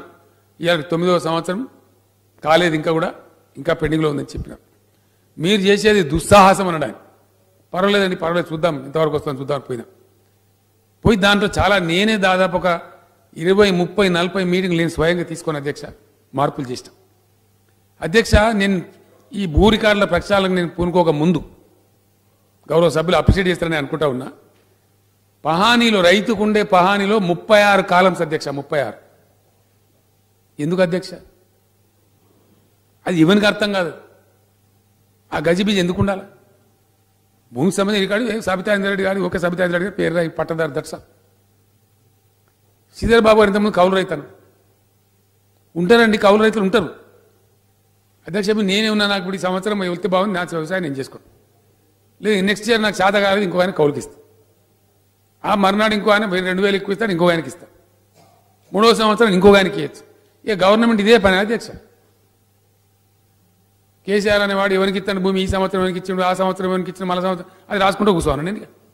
గవర్నమెంట్కి ఏం పని లేదా? అదే విధంగా అధ్యక్ష మనం కరెక్ట్గా ఆలోచిస్తే అర్థమవుతుంది. ఈరోజు రైతులు ఎన్ని విధాలు ఇబ్బంది పెడతారు అధ్యక్ష.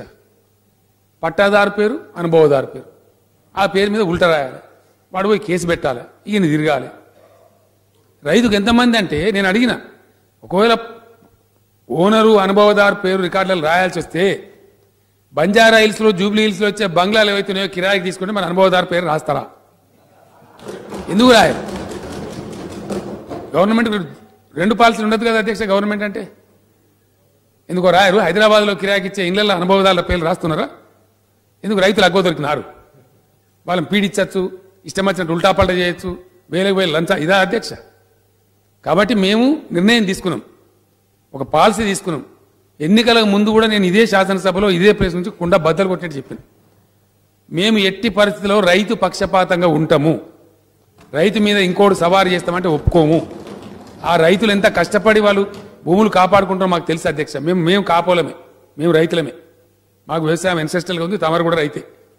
చాలా కష్టపడి అవసరం వస్తే 2 పూటలు ఉపాసం ఉంటారు కానీ భూమి అమ్మరు అధ్యక్ష, అంత కష్టపడి కాపాడతారు. ఆ భూమికి ఎంతమంది అధ్యక్ష? ఇక ద్రౌపదికి 5 భర్తలు అయితే ఆయనకు 10 మంది భర్తలు.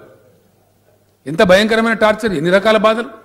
అందుకోసం అని చెప్పేసి 3 కాలమ్స్ పెట్టిన అధ్యక్ష. ఇప్పుడు మీరు పాస్బుక్ చూడండి, రైతుల పాస్బుక్ 36 కాలం ఉంటే 33 కాలం ఎత్తిపడేస్తాం.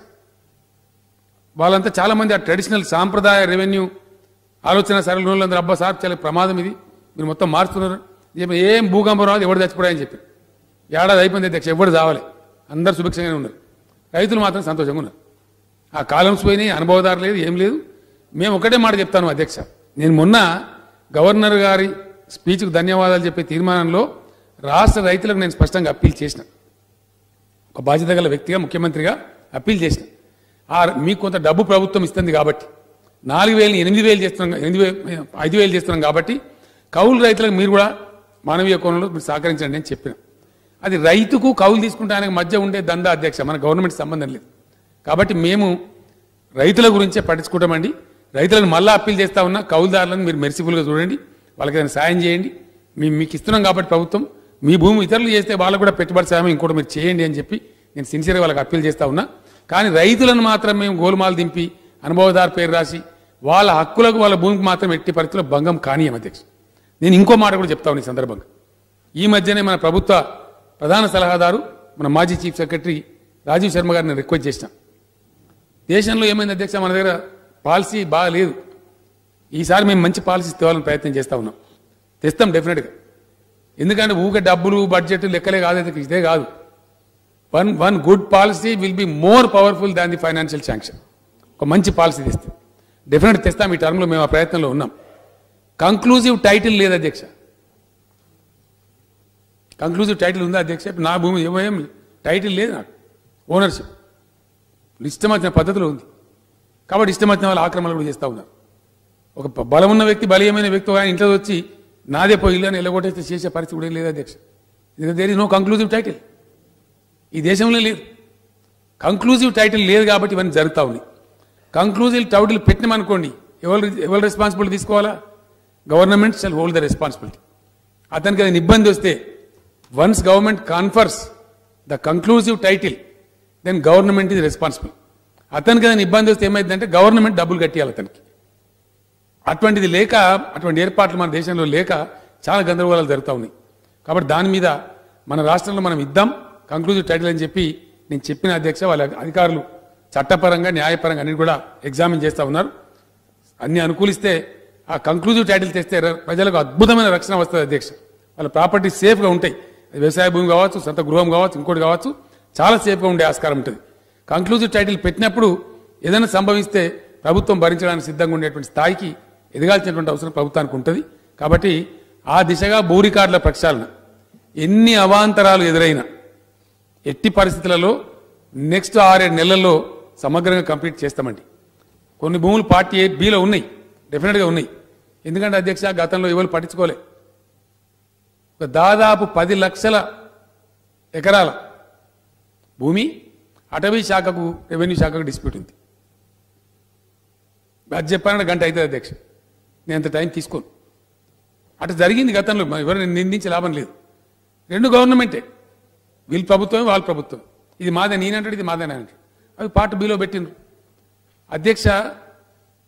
ఎన్నో ప్రాజెక్టులకు, ఎన్నో రైల్వే లైన్లకు, ఎన్నో నేషనల్ హైవేస్కు, ఎన్నో ప్రభుత్వ భవనాలకు కొందరు డొనేషన్ ఇచ్చారు, ప్రభుత్వం అక్వైర్ చేసింది. ఒక్కటంటే ఒకటి మార్చలేదు అధ్యక్ష టైటిల్. ఇప్పుడు మేము మార్పిస్తున్నాం. సబ్ స్టేషన్లు కట్టినాం, ఒక్కదానికి కూడా విద్యుత్ శాఖ అధికారం లేదు. ఎవరైతే ఓనర్ డొనేషన్ ఇచ్చిండో ఆయన పేరు మీద ఉంది. వికారాబాద్ జిల్లాలో ఒక ఆయన మేము రెవెన్యూ దానిలో పిలవడానికి వస్తే రిటైర్డ్ ఆర్డీఓ, సార్ మా నాయన ఇచ్చిండు, మా ఊళ్ళో హై స్కూల్ ఉన్నది, ఇయ్యాడు కూడా పట్టా మా పేరు మీద ఉంది సార్ అని చెప్పి. ఎవరు మార్చలే. మేము ఆదేశం ఇచ్చినాం, అవన్నీ మారుస్తున్నాం. ఆల్రెడీ ఇప్పుడు రికార్డు చేసినాం. భూ రికార్డుల ప్రక్షాళనలో భాగంగా పవర్ స్టేషన్ ఉంటే దాన్ని విద్యుత్ అని రాసినాం. పిహెచ్సి ఉంటే దాన్ని వైద్య శాఖ అని రాసినాం. ఇన్వెంటరీస్ లేవు అధ్యక్ష. పోలీస్ శాఖ కింద ఎంత భూమి ఉన్నది, there is no inventory. Most unfortunate. మీ సబ్ స్టేషన్లు ఎంతనా అని కరెంట్ డిపార్ట్మెంట్ పిలిచి అడిగి ఇన్వెంటరీ అడిగితే లేదు, టైటిల్ వాళ్ళ పేరు మీద లేదు. ఇప్పుడు నేను ఎవరు నిందించాలి అధ్యక్ష దీనికి? ఇంత చిక్కిరి బిక్కిరిగా, ఇంత ఇంత గందరగోళ పరిస్థితులలో భూముల యొక్క రికార్డులు ఉన్నాయి. ఇరిగేషన్ ప్రాజెక్ట్ తీసుకున్న భూములు కూడా ఇరిగేషన్ పేరు మీద లేవు అధ్యక్ష. అక్వైర్ చేసినారు, కాలువలు దవ్వుకుంటూ పోయినారు, ప్రాజెక్టులు కట్టుకుంటూ పోయినారు, కానీ ఇరిగేషన్ పేరు మీద బదిలీ చేయలే. లక్షల ఎకరాలు వాటన్నిటిని కూడా స్ట్రీమ్ లైన్ చేసి ఇప్పుడు ఆ శాఖల పేరు మీద బదిలీ చేయించినాం. చాలా వరకు అయినాయి, ఇంకా అవుతున్నాయి అధ్యక్ష. కొద్ది రోజులు అవి కూడా కంప్లీట్ అయిపోతాయి. ఒకసారి అయిపోతే డిపార్ట్మెంట్ వైజ్గా how much land this department is holding అంటే ఒక ఇన్వెంటరీ ఉంటుంది, ఒక లెక్క ఉంటుంది. ఏమి లేదు అధ్యక్ష, అరాచకంగా ఉన్నది. మేము సమైక్య పాలనలో జరిగిన జీవన విధ్వంసాన్ని ఊరికే అనా అధ్యక్ష, అంటే బాధ్యతారహితంగా అనం.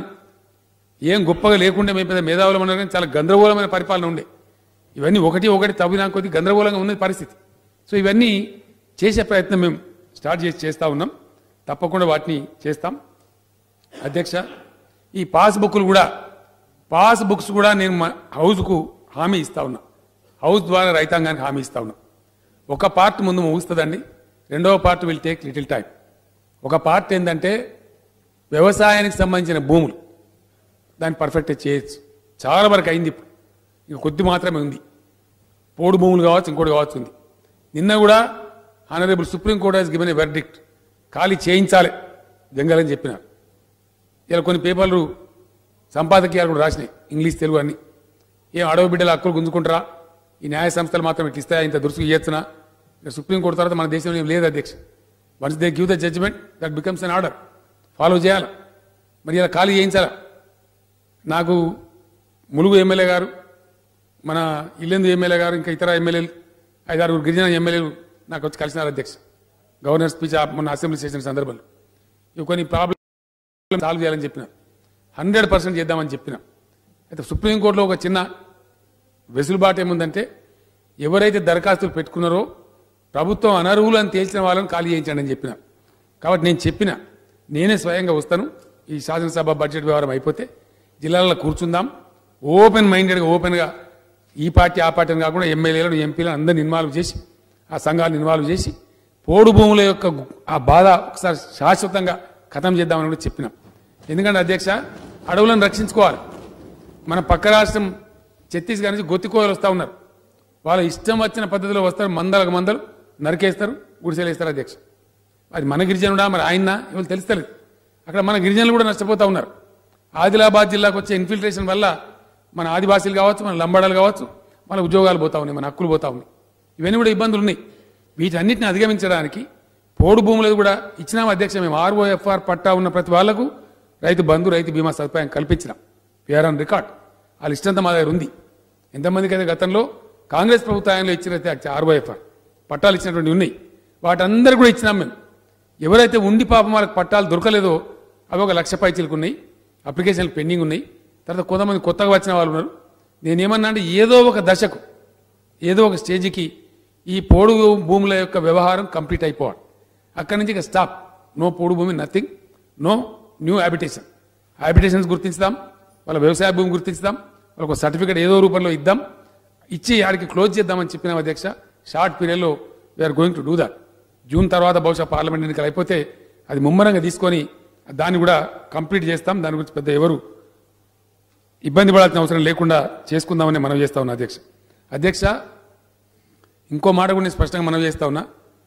ఈ భూమిన దేశం మొత్తం ఇక్కడ నుంచి నేర్చుకొని పోయే విధంగా చేయాలని సంకల్పించిందే ధరణి వెబ్సైట్ అధ్యక్ష.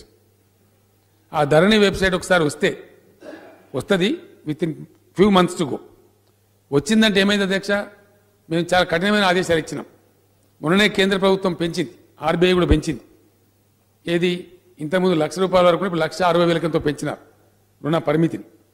దాని వరకు మార్టిగేజ్ లేకుండా లోన్ ఇవ్వాలి రైతులకు అని చెప్పి 1,60,000 ఉంది. 1,60,000 వరకు రైతులు పొందే రుణానికి ఏది కూడా కుదో పెట్టాల్సిన అవసరం లేదు. కానీ ఇప్పుడు బ్యాంకులు చాలా దుర్మార్గంగా పాస్బుక్లు, ఇంతకుముందే సబిత గారు చెప్పినారు, పాస్బుక్లు పెట్టుకుంటారు వాళ్ళ దగ్గర. పాస్బుక్ పెట్టుకునే అధికారం వాళ్ళకి లేదు అధ్యక్ష, అది ఇల్లీగల్ వాస్తవానికి. మేము పిలిచి మాట్లాడినాం, మన ఫైనాన్స్ సెక్రటరీ గారు మాట్లాడినారు. మేము రేపు పొద్దున అధ్యక్ష నేను చెప్తున్నాను, పొద్దున రిజిస్ట్రేషన్ అయితే గంట లోపలనే అది సైట్లో అప్డేట్ అవుతుంది అధ్యక్ష. That is what is Dharani website. అంటే ప్రతి గంటకు ROR ఉంటుంది, ప్రతి గంటకు జమాబందీ ఉంటుంది. ఒక్క నిమిషం కూడా ఏది పెండింగ్ ఉండదు. దానికి కొంత రెసిస్టెన్స్ ఉంది అధ్యక్ష. కొన్ని చోట్ల కొంతమందికి ఆదాయం పోద్దనే దుర్మార్గమైన ఆలోచన ఉంది. చాలా దుర్మార్గమైన వ్యవహారాలు జరుగుతూ ఉన్నాయి. మనం అందరం సిగ్గుపడేటువంటి సంఘటనలు వెలుగులోకి వస్తూ ఉన్నాయి. మన భూపాలపల్లిలో మేము మా అధికారులకు లంచం ఇవ్వాలి, మాకు భిక్షం వేయండి అని భిక్షం ఎత్తారు అధ్యక్ష. చాలా బాధపడ్డాం అది చూసి. వెంటనే MRO వాళ్ళందరినీ సస్పెండ్ చేసినారు. నిన్న ఒక అతను డాక్టర్ శ్రీనివాస్ అని చెప్పి యాదాద్రి భువనగిరి జిల్లా నుంచి ఒక మెసేజ్ పంపించినాడు. పంపించి ఏమైంది, నువ్వు పాపులర్ సీఎంను ఏం చేయలేవని ఇవ్వాలేం కాదా, నేను తహసీల్దార్ ముటేషన్ పోతే ₹30,000 అడిగిండు అని చెప్పిండు అధ్యక్ష. ఆ నుంచి రిజిస్ట్రేషన్ ఆఫీస్కి ఆయన అడిగిండు అని చెప్పిండు. సిగ్గుతో తల పంచుకున్నాను. ప్రజలు క్వశ్చన్ చేస్తున్నారు, అవేర్నెస్ వచ్చింది అలా. కాబట్టి ఆ పీడ పోవాలి, ప్రజలకు పోవాలంటే ధరణి వెబ్సైట్ రావాలి, గంటకు రికార్డ్ అప్డేట్ కావాలి. అమెరికాలో ఉన్న వాళ్ళు కానీ ప్రపంచంలో ఎక్కడున్న వాళ్ళు కానీ ఏ భూమి ఎవరి పేరు మీద ఉన్నదో బటన్ కొడితే చూసేటువంటి పరిస్థితి వస్తుంది అధ్యక్ష. నేను తయారు చేసినది, నేనే ఇన్వాల్వ్ అయి చేసినాను. పర్ఫెక్ట్గా ఏపిస్తాం, ఖచ్చితంగా ఏపిస్తాం.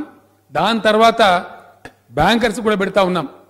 మీ పాస్బుక్ తీసుకొని పాహాని నకలు తీసుకొని, పాహాని లేదు నకలు లేదు, కాబట్టి ఖచ్చితంగా మీరు వెబ్సైట్లో చూసే క్రాప్ లోన్ ఇవ్వాలని చెప్పినాం అధ్యక్ష. ఎన్కంబరెన్స్తో సహా ఉంటుంది. క్రాప్ లోన్ తీసుకున్నా ఉంటుంది, MT లోన్ తీసుకున్నా ఉంటుంది, లాంగ్ టర్మ్ లోన్ తీసుకున్నా ఉంటుంది, భూమి మార్టిగేజ్ చేసినా కూడా వివరాలు ఉంటాయి. కాబట్టి దాని మీదనే వెబ్సైట్ ఆధారంగానే మీరు లోన్లు ఇవ్వాలి రైతులకు తప్ప మీరు అగ్రిమెంట్ పత్రం రాయించుకొని లోన్ ఇచ్చినట్టు రాయించుకొని అది వేరు మాట. కానీ పాస్బుక్ పట్టుకరా, పాహాని నకలు పట్టుకరా అనేది కూడా దుర్మార్గం ఉంది అధ్యక్ష. నిన్న మొన్న మాట్లాడినా క్యాస్ట్ సర్టిఫికేట్ కూడా 10 సార్లు తీసుకోవాలి. ఇదేం కథ అధ్యక్ష, నాకు అర్థం కాదు. క్యాస్ట్ మారుతుంది అధ్యక్ష, పుట్టి నుంచి చచ్చేదాకా అదే ఉంటుంది. ఎవరైనా మారితే మతం మారుతారు కానీ కులం మారదు కదా. దానికి ఎందుకు అధ్యక్ష గతంలో పెట్టిన విధానం ఎట్లంటే ఇట్లున్నాయి. ఇక క్యాస్ట్ సర్టిఫికేట్ ఇయ్యానగానే తేలావు. ఇది బాధ. ఇప్పుడు మున్సిపాలిటీలకు ఖచ్చితంగా పంచాయతీలకు ఆ నిబంధన పెట్టబోతా ఉన్నాం. మనిషి పుట్టినాడే నువ్వు క్యాస్ట్ సర్టిఫికేట్ ఇవ్వాలి. అదే క్యాస్ట్ సర్టిఫికేట్ ఆయన చనిపోయేదాకా ఉండాలి, మార్చేదానికి లేదు. ఈ మాటి కార్యాలయానికి పో, ఆడికి పో, ఈడికి పో, ఈ బాధ తప్పాలి. ఈ ఇన్కమ్ సర్టిఫికేట్ అది కూడా వట్టిగా ఇయ్యారు అధ్యక్ష. దానికో పెద్ద యాతన, దాని మీద కూడా చర్చ జరుగుతూ ఉంది. ఈ సర్టిఫికేట్లు దీని మీద ఉన్నది ఏదైతే ఉందో మొత్తం తీసేస్తాం అధ్యక్ష. ఈ టర్మ్లో గ్యారంటీగా చేస్తాం, ఆ రిఫార్మ్ తెస్తాం. మున్సిపల్ చట్టం కూడా నేను మా వాళ్ళకి అధికారులకు చెప్పిన అధ్యక్ష చాలా సందర్భాల్లో, లంచం ఇయ్యకుండా మున్సిపల్ పర్మిషన్ దొరికితే చాలు, అంతకన్నా గొప్ప ప్రభుత్వం లేదని చెప్పి నేను స్వయంగా చెప్పిన అధ్యక్ష. ఈరోజు జరుగుతలేదు అధ్యక్ష. మనం తెలిసి ఉండి తెలియనట్టు నటించడం అవసరం లేదు. We know what is happening on the ground. ప్రాక్టికల్గా నేను కూడా చాలా సంవత్సరాలు ఎమ్మెల్యేగా పనిచేసే కాబట్టి గ్రౌండ్లో ఈరోజు కూడా ఉన్నా కాబట్టి తెలుసు ఏం జరుగుతుందనేది. తెలిసి తెలియనట్టు నటించే అవసరం లేదు. కాబట్టి ఈ అనామలీసు, ఈ దుర్మార్గాలు, ఈ వేధింపులు ఖచ్చితంగా ప్రజలకు పోవాలి. ప్రాణం పోయినా సరే, అది ఏది ఏమైనా సరే వితౌట్ కాంప్రమైజింగ్ ఇవన్నీ కూడా ఈ టర్మ్లో చేయాలని సంకల్పించినాం. మంచి పాలసీలు తేవాలని సంకల్పించినాం. డెఫినెట్గా రాబోయే ఫ్యూ మంత్స్లోనే, సంవత్సరాలు కాదు కొద్ది నెలల్లోనే మున్సిపల్ రిఫార్మ్స్ కానీ, నేను చెప్పే ధరణి వెబ్సైట్ కానీ, రైతులు ఎంఆర్ఓ కార్యాలయానికి పోయే అవసరం లేనటువంటి పద్ధతులు కానీ, రిజిస్ట్రేషన్ ఆఫీస్ కూడా పోయే అవసరం లేనటువంటి పద్ధతులు కానీ మీరు చూస్తారు అధ్యక్ష. అవన్నీ కూడా ఆల్రెడీ డిజైన్ అయినాయి, వెబ్సైట్ కూడా డిజైన్ అయినది. వాటిని కూడా ఖచ్చితంగా తెస్తాం. కాబట్టి గౌరవ సభ్యులకు తమ ద్వారా నేను హామీ ఇస్తా ఉన్నా, ఈ భూ రికార్డులు, పాస్ పుస్తకాల పంపిణీ ప్రతి ఒక్క రైతుకి ఇస్తామండి. ఆయన పోడు వ్యవసాయం చేసే వాళ్ళతో పోడు పాస్బుక్ కూడా ఇస్తాం. ఆర్ఓఎఫ్ఆర్ పట్టా అయితే ఆయనకు కూడా పాస్బుక్ ఇస్తాం. ఈయన ఆర్ఓఎఫ్ఆర్ పట్టా అని ఇస్తాం. ఈచ్ అండ్ ఎవ్రీ ఫార్మర్కు ఈ రాష్ట్రంలో ఎక్కడ గ్లూమీ లేకుండా పాస్బుక్స్ కూడా ప్రభుత్వం ఈ సంవత్సరం లోపే అందిస్తామని కూడా గవర్నమెంట్ యొక్క కమిట్మెంట్ మనవి చేస్తా ఉన్నా అధ్యక్ష. దానిలో ఎటువంటి కాంప్రమైజ్ కూడా కాము. ఎట్టి పరిస్థితులలో రైతుల ప్రయోజనాల విషయంలో మేము కాంప్రమైజ్ కామని మనవి చేస్తా ఉన్నా అధ్యక్ష. ఇప్పుడు పంచాయతీలకు ఇచ్చే నిధులు వారు చెప్పిన, నేను అప్పుడే చెప్పిన లేచి డెఫినెట్గా రాబోయే 5 ఏళ్లలో 40,000 కోట్లు మేము లెక్కపెట్టింది. ఎట్లా అంటే అధ్యక్ష, ఇప్పుడున్న నరేగా, ఇప్పుడున్న 14th ఫైనాన్స్ కమిషన్ ఇచ్చే డబ్బులను బట్టి లెక్కపెట్టినాం. కానీ డెఫినెట్గా పెరుగుదల ఉంటుంది అధ్యక్ష. 15th ఫైనాన్స్ కమిషన్ ఇచ్చే రికమెండేషన్లో స్థానిక సంస్థల నిధులు పెంచుతారు. ఆ పెరుగుదల మనం మ్యాచ్ చేస్తూ పోతాం. అట్లా ఆలోచించినప్పుడు 45,000 నుంచి 50,000 కోట్ల రూపాయలు 5 సంవత్సరాలు ఖర్చు అయితే అధ్యక్ష. అతి చిన్న గ్రామ పంచాయతీ 500 దానికి కూడా ఇప్పుడున్న లెక్కల ప్రకారమే వాళ్ళ ఆదాయం కాకుండా 8 లక్షల రూపాయలు వస్తాయి అధ్యక్ష, నరేగా కాకుండా. నరేగా విషయంలో నేను మనవి చేస్తా ఉన్నాను. ఇప్పటిదాకా చాలా అరాచకం జరిగింది అధ్యక్ష. దాంట్లో ఇష్టం వచ్చిన పద్ధతిలో వాడినారు, ఇష్టం వచ్చిన పద్ధతిలో జరిగింది. గ్రామ పంచాయతీలు నిర్లక్ష్యం చేసినారు, మండల పరిషత్తులు నిర్లక్ష్యం చేసినారు. ఎవరో కొద్దిమంది వ్యక్తులు ప్రతిపాదన పెట్టడం, అంత గందరగోళమైన పరిస్థితి ఉంది. దాన్ని సమూలంగా ప్రక్షాళన చేస్తాం. ఖచ్చితంగా 100% నరేగా నిధులు గ్రామ పంచాయతీల ద్వారానే ఖర్చు పెట్టిస్తాం అధ్యక్ష. సర్పంచుల చేతనే ఖర్చు పెట్టిస్తాం. ఈ నరేగా నిధులు, కేంద్ర ఫైనాన్స్ కమిషన్ నిధులు, మన రాష్ట్ర ఫైనాన్స్ కమిషన్ నిధులు, వారి సొంత ఆదాయం అన్ని కలిపి సుమారు 50,000 కోట్లు ఈ టర్మ్లోనే ఖర్చు కాబోతాయి. 50,000 కోట్లు ఖర్చు అయిన తర్వాత గ్రామాలు బాగలేవు ఎందుకుండే అధ్యక్ష? ఉండి తీరాలి, ఖచ్చితంగా ఉండి తీరాలి. ఆ దిశగా చాలా కఠినంగా వ్యవహారం చేస్తాం. బాధ్యులను శిక్షిస్తాం. ఒక్క రూపాయి కూడా నష్టం జరగకుండా నియంత్రణ చేస్తాం. ఆ పని మీద ఉంటాం. అవన్నీ కూడా రాబోయే రోజుల్లో మీరు చూడబోతారని చెప్పి నేను మనం చేస్తా ఉన్నాను అధ్యక్ష. శ్రీధర్ బాబు గారు ఇంకో విషయం, నేను వారిని అటాక్ చేయాలన్న ఉద్దేశం కాదు, కానీ చాలా దారుణంగా మాట్లాడినారు. వారు కేంద్రం నుంచి నిధులు తేవడంలో సఫలం కాలేదు, కానీ ముందస్తు ఎన్నికలు మాత్రం కేంద్రాన్ని ఒప్పించారని మాట్లాడినారు. ముందస్తు ఎన్నికలకు కేంద్ర ప్రభుత్వానికి సంబంధం ఉంటుంది అధ్యక్ష. ఇది మోకాలుకున్న పొడుగుండు ముడేసినట్టు. Election is purely the matter pertains to election commission of India. Yes Sridhar Babu గారు, మీరు చెప్పేది నిజమైతే నా ప్రకారం జూలై ఆగస్టులో జరగాలి ఎన్నికలు. కేంద్ర ప్రభుత్వం మాకు సహకరించలే. I'm telling you the fact. నా ప్రకారం అయితే జూలై ఆగస్టులోనే జరిగి ఉండాలి ఎన్నికలు. మేము ముందే డిసైడ్ చేసుకున్నాం ముందస్తు ఎన్నికలకు పోదామని. ఆదరా చేయలేదు, చాలా క్యాలిక్యులేటెడ్గా మేము ప్లాన్ చేసుకున్నాం. We wanted to go much before. ఎందుకంటే గుంపులో గోవిందని ఎలక్షన్ వస్తే మన స్టేట్ ఫోకస్డ్ ఉండదు. అక్కడ ఏదేదో ఇష్యూలు వచ్చి పడితే మనం ఎత్తినా రాష్ట్రం ఫోకస్ ఎలక్షన్ కావాలని మేము భావించినాం. దానికోసం ముందస్తు ఎన్నికలకు పోయినాం. దానిలో actually election commission of India మీద కేంద్రం మీద వి ఇంపోజ్ ద ఎలక్షన్. మేము వాళ్ళని బతిమాలలే. ఫర్ యువర్ ఇన్ఫర్మేషన్, వాళ్ళని బతిమాల్సిన కర్మ మాకేం లేదు. కరెక్ట్గా క్యాలిక్యులేట్ చేసినాం. ఎగ్జాక్ట్ క్యాలిక్యులేట్ చేస్తే ఎలక్షన్ కమిషన్ ఆఫ్ ఇండియా కూడా తప్పించుకోలేని పరిస్థితుల్లో ఎన్నికలు పెట్టాల్సిన పరిస్థితిని కల్పించినాం మేము చాలా వ్యూహాత్మకంగా. ఆ 6 months లోపల గట్రా ఉన్నట్టయితే డెఫినెట్ పెట్టాలి వాళ్ళు. It's constitutional, they cannot escape. అట్టా క్యాలిక్యులేట్ చేసి పద్ధతిగా చేసిన తప్ప మేము ఎవరు బతిమాలలేదు, బామాలలేదు. మీరు ఆ భ్రమలో ఉండకండి. మేము కేంద్రాన్ని ఒప్పించుకోలేదు. అంత లాలూచి కూడా మాకు అవసరం లేదు. నేను చెప్తున్నా కదండి, మాకు పర్మిషన్ ఇవ్వలేదు. సెక్షన్ 3 అప్లికేషన్ ఇస్తే ఇవ్వాలంటే 5 ఏళ్ళైంది. ఇదే మోడీ గారి ప్రభుత్వం మంజూరు ఇవ్వలేదు, రిఫర్ చేయలేదు. చెప్పిన మేము ఖచ్చితంగా వివరిస్తా ఉన్నాం నిశ్చితంగా. మీరు జ్ఞాపకం చేసుకోవాలి ఒకసారి. అమిత్ షా అనేటువంటి వారి బీజేపీ జాతీయ అధ్యక్షుడు వచ్చి ఆయన ఇష్టం వచ్చిన మాటలు మాట్లాడు, పచ్చి అబద్ధాలు చెప్పిండు. మీకు ఇది ఇచ్చినాం, 1,00,000 కోట్లు ఇచ్చినాం, 2 లక్షలు అన్ని చెప్తే నేను చెప్పిన దేశాన్ని సాదుతున్నటువంటి 5-6 రాష్ట్రాలలో మా రాష్ట్రం తెలంగాణ ఒకటి. కేంద్ర పన్నుల రూపంలో అది ఇన్కమ్ ట్యాక్స్ కావచ్చు, సెంట్రల్ ఎక్సైజ్ కావచ్చు, వివిధ కేంద్ర పన్నులు కావచ్చు. ఆ రోజు నేను చెప్పిన రోజు శ్రీధర్ బాబు గారు, ఈ రోజు ఇంకా పెరిగింది, చాలా పెరిగింది, 4-5 వేల కోట్లు పెరిగింది. ఆ రోజుకి 50,016 కోట్ల రూపాయలు ఢిల్లీకి మన దగ్గరికి వెళ్ళిపోయేది తెలంగాణ రాష్ట్రం నుంచి, ఇన్కమ్ ట్యాక్స్ వగైరా వగైరా కలిపి. వాళ్ళ యొక్క సిఎస్ఎస్ అంటే సెంట్రల్లీ స్పాన్సర్డ్ స్కీమ్స్, మనకిచ్చే డెవల్యూషను అన్నీ కలిపితే మనకు వచ్చేది 24,000 కోట్లు. ఇక్కడికి వెళ్ళి మీరు తీసుకునేది 50,000 కోట్లు, మాకు తిరిగి ఇచ్చేది కేవలం 24,000 కోట్లు. 26,000 కోట్ల సొమ్ము మాది నువ్వు వాడుతున్నావు తప్ప నీది మేము వాడతలేము. ఇది తప్పైనట్టయితే నేను ముఖ్యమంత్రి పదవికి రాజీనామా చేస్తా, లేకపోతే నువ్వు తెలంగాణ ప్రజలకు క్షమాపణ చెప్పమని చెప్పి నేను ఆ రోజు ఛాలెంజ్ చేయడం జరిగింది. ఆయన పారిపోయింది, క్షమాపణ చెప్పలే. కాబట్టి మేము ఎక్కడ ఎవరితో రాజీ పడే అవసరం కానీ ఆ లాలుచి పడేటువంటిది కానీ మాకు అవసరం లేదు. మేము ఆ పని చేయలేదు, మీరు ఆ భ్రమలో ఉండకండి. మేము నిధులు తేవడానికి ఎన్నో ప్రయత్నాలు చేసినాం, విమర్శ కూడా చేసినాం. నీతి ఆయోగ్ స్వయంగా రికమెండ్ చేసింది మిషన్ కాకతీయ, మిషన్ భగీరథ మంచి స్కీము, 24,000 crores ఇవ్వండి అని చెప్పినారు. 24 రూపాయలు కూడా ఇవ్వలే అధ్యక్ష. 100 దరఖాస్తులు ఇచ్చిన మీద వాడు కొడతామండి, కొట్టలేము కదా. ప్రాసెస్ ఉంటుంది. అధికారులు పోయినారు, చెప్పినారు, సెక్రటరీలకు చెప్పినారు, మేము పోయినాం, చెప్పినాం, మంత్రులు పోయినారు, ఇరిగేషన్లో పోయినాం, డ్రింకింగ్ వాటర్లో పోయినాం, అన్ని ఫ్రంట్స్లో పోయినాం, హౌసింగ్లో పోయినాం, వాళ్ళని తోలుకొచ్చినాం, స్కీములు చూపెట్టినాం. ఇక్కడ చూడండి మీరు గ్రౌండింగ్ అని చెప్పినాం, కానీ ఇయ్యలే. వాళ్ళు చూసి శుష్క ప్రియాలు, శూన్య హస్తాలు, ఆహా బోత్ అచ్చా బోత్ జబర్దస్త్ కర్రే అనుడే తప్ప 1 రూపాయి కూడా ఇయ్యలేదు అధ్యక్ష. సరే భగవంతుందా, ముందు ముందు ఏం జరుగుతుందో చూద్దాం. మన అవసరం ఉండే కేంద్ర ప్రభుత్వం రావాలని కోరుకుందాం. ఉంటే ఆటోమేటిక్గా పైసలు వస్తాయి. మన అవసరం, రాష్ట్ర అవసరం ఉండే ప్రభుత్వం వచ్చిందనుకోండి, గ్యారంటీగా నిధుల వరద వస్తుంది, అందులో డౌట్ లేదు. అందులో మా కమిట్మెంట్లో లోపం లేదు. ఆ ప్రయత్నం తప్పకుండా చేస్తాం. సబితా ఇంద్రారెడ్డి గారు చెప్పినట్టుగా బస్తీ దవాఖానలు ఏవైతే ఉన్నాయో అధ్యక్ష, వారు చాలా మంచి సూచనలు చాలా చేసినారు. వాటిని తప్పకుండా పరిగణలోకి తీసుకుంటాం. మహిళలకు మంత్రిమని కోరినారు, తప్పకుండా ఒకరికి కాదమ్మా, ఇద్దరికి ఇస్తాం రాబోయే రోజులలో. మీరేమంత చింత చేయకండి, మేమంతా వ్యతిరేకమైన లేము. నేను ఎమ్మెల్సీ సీట్లు ఇచ్చినాం, ఎమ్మెల్సీ సీట్లు ఇస్తే బాధాప్తా మహిళలకు కూడా ఇచ్చినాం. మంత్రివర్గం మనకు ఉన్నదే 17 అమ్మా, లిమిట్ ఉంది.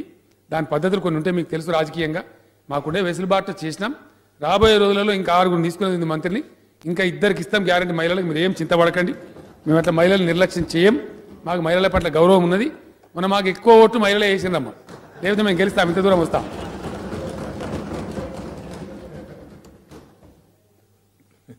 తర్వాత మీరు ఇంకో సూచన చెప్పినారు. నేను ఫైనాన్స్ సెక్రటరీ గారిని వెంటనే నోట్ చేసుకోమని చెప్పినాను. మహిళా సంఘాలు నడిపేటువంటి బ్యాంకులు రంగారెడ్డి జిల్లాలో ఉన్నాయని మీరు చెప్పినారు. వాటిని ఏదో ఇబ్బంది పెడుతుందని చెప్పిన, వాటి కలగనీయమమ్మా, నేను స్వయంగా రివ్యూ చేస్తాను, ఆ రిపోర్ట్ తెప్పించుకుంటాను. తప్పకుండా బ్యాంకులు మంచిగా నడిచే పరిస్థితి అయితే వాటిని ఎంకరేజ్ చేద్దాం. ఫుడ్ ప్రాసెసింగ్ యూనిట్స్ కూడా తెచ్చి అవి మహిళా సంఘాలకే అప్పగించాలనుకుంటా ఉన్నాం. వాళ్ళకి ఇచ్చే వడ్డీ లేని రుణాలు కూడా పెంచుతున్నాం 10 లక్షల రూపాయలకి. వాటి మీద వడ్డీ కూడా ఎప్పటికప్పుడు రిలీజ్ చేయాలని చెప్పి ప్రుడెన్స్ పెట్టినాం. చాలామంది పేపర్లు రాసినాయి, చాలామంది ఎక్స్పెక్ట్ చేసినారు 2 లక్షల కోట్ల పద్దు ఉంటుంది, ఇది ఉంటుంది అని చెప్పినారు. మేము కఠినంగా చెప్పిన ప్రతి నయా పైసా రిలీజ్ కావాలి, ఊరికే మనం చెప్పొద్దు మాటలు, అట్లాంటి బడ్జెట్ అవసరం లేదని చెప్పి బేసిజాలకు పోకుండా ఖచ్చితంగా నిజంగా రిలీజ్ చేయగలిగిన లేదు, యుఫోరియాలో పోలేదు. ఖచ్చితంగా వడ్డీ లేని రుణాలకు సంబంధించిన వడ్డీ కూడా టైం టు టైం రిలీజ్ చేపిస్తాం.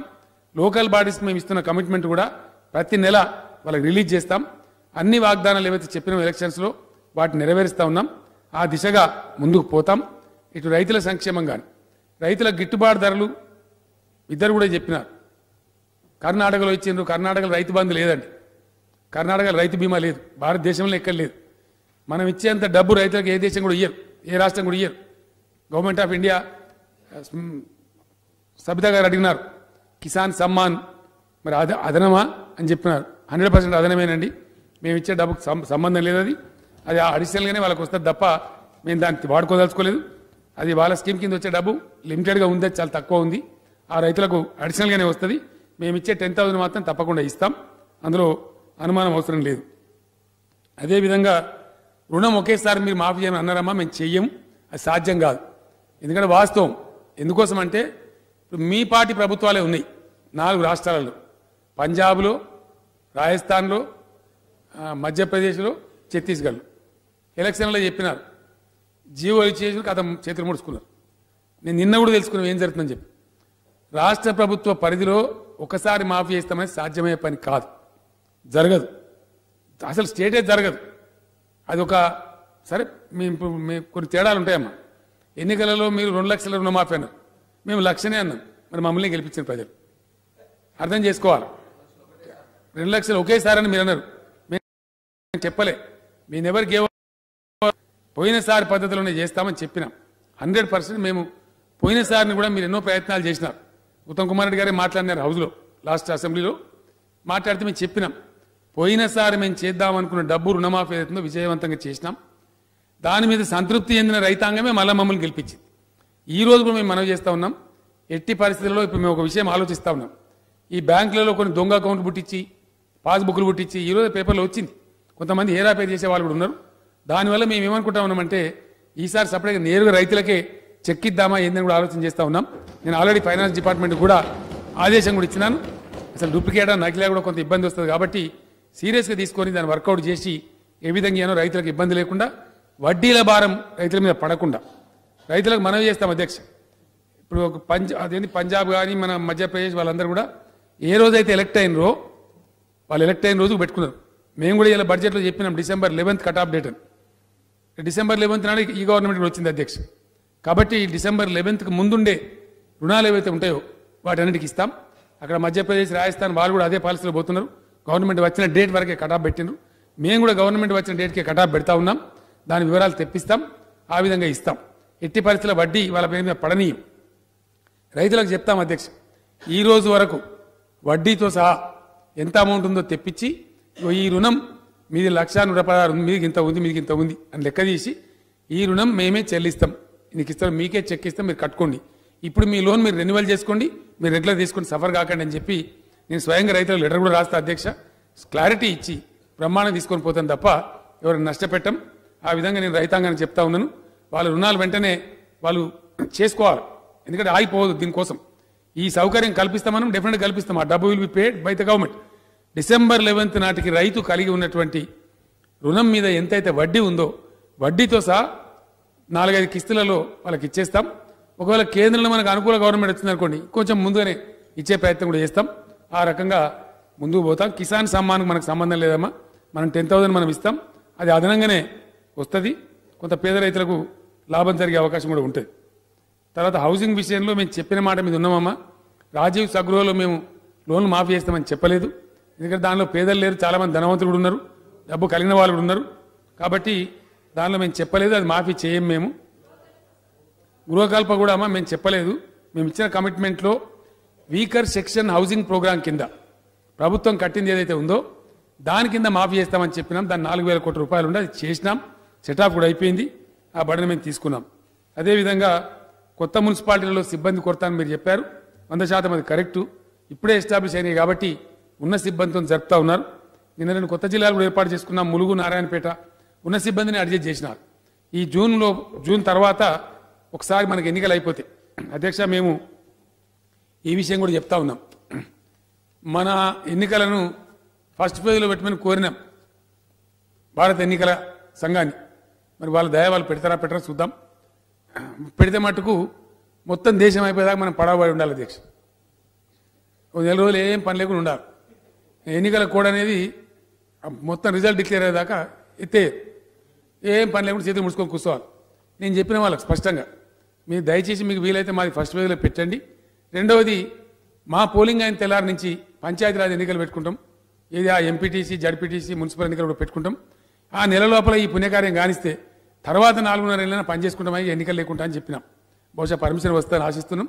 వెంటనే పార్లమెంట్ పోలింగ్ ముగిసిన వెంటనే దాని మండల పరిషత్తులు జిల్లా పరిషత్తుల ఎన్నికలు కూడా చేద్దాం, మున్సిపాలిటీ ఎన్నికలు కూడా చేద్దాం. So that by June will be all free to work. మిగిలిన 4.5 సంవత్సరాలు ఏ ఎన్నికలు లేకుండా, ఏ బాధ లేకుండా, ఏ కోడ్ లేకుండా అద్భుతంగా పనిచేసుకోవచ్చు. కాబట్టి ఆ దిశగా ప్రభుత్వం ఆలోచిస్తూ ఉంది.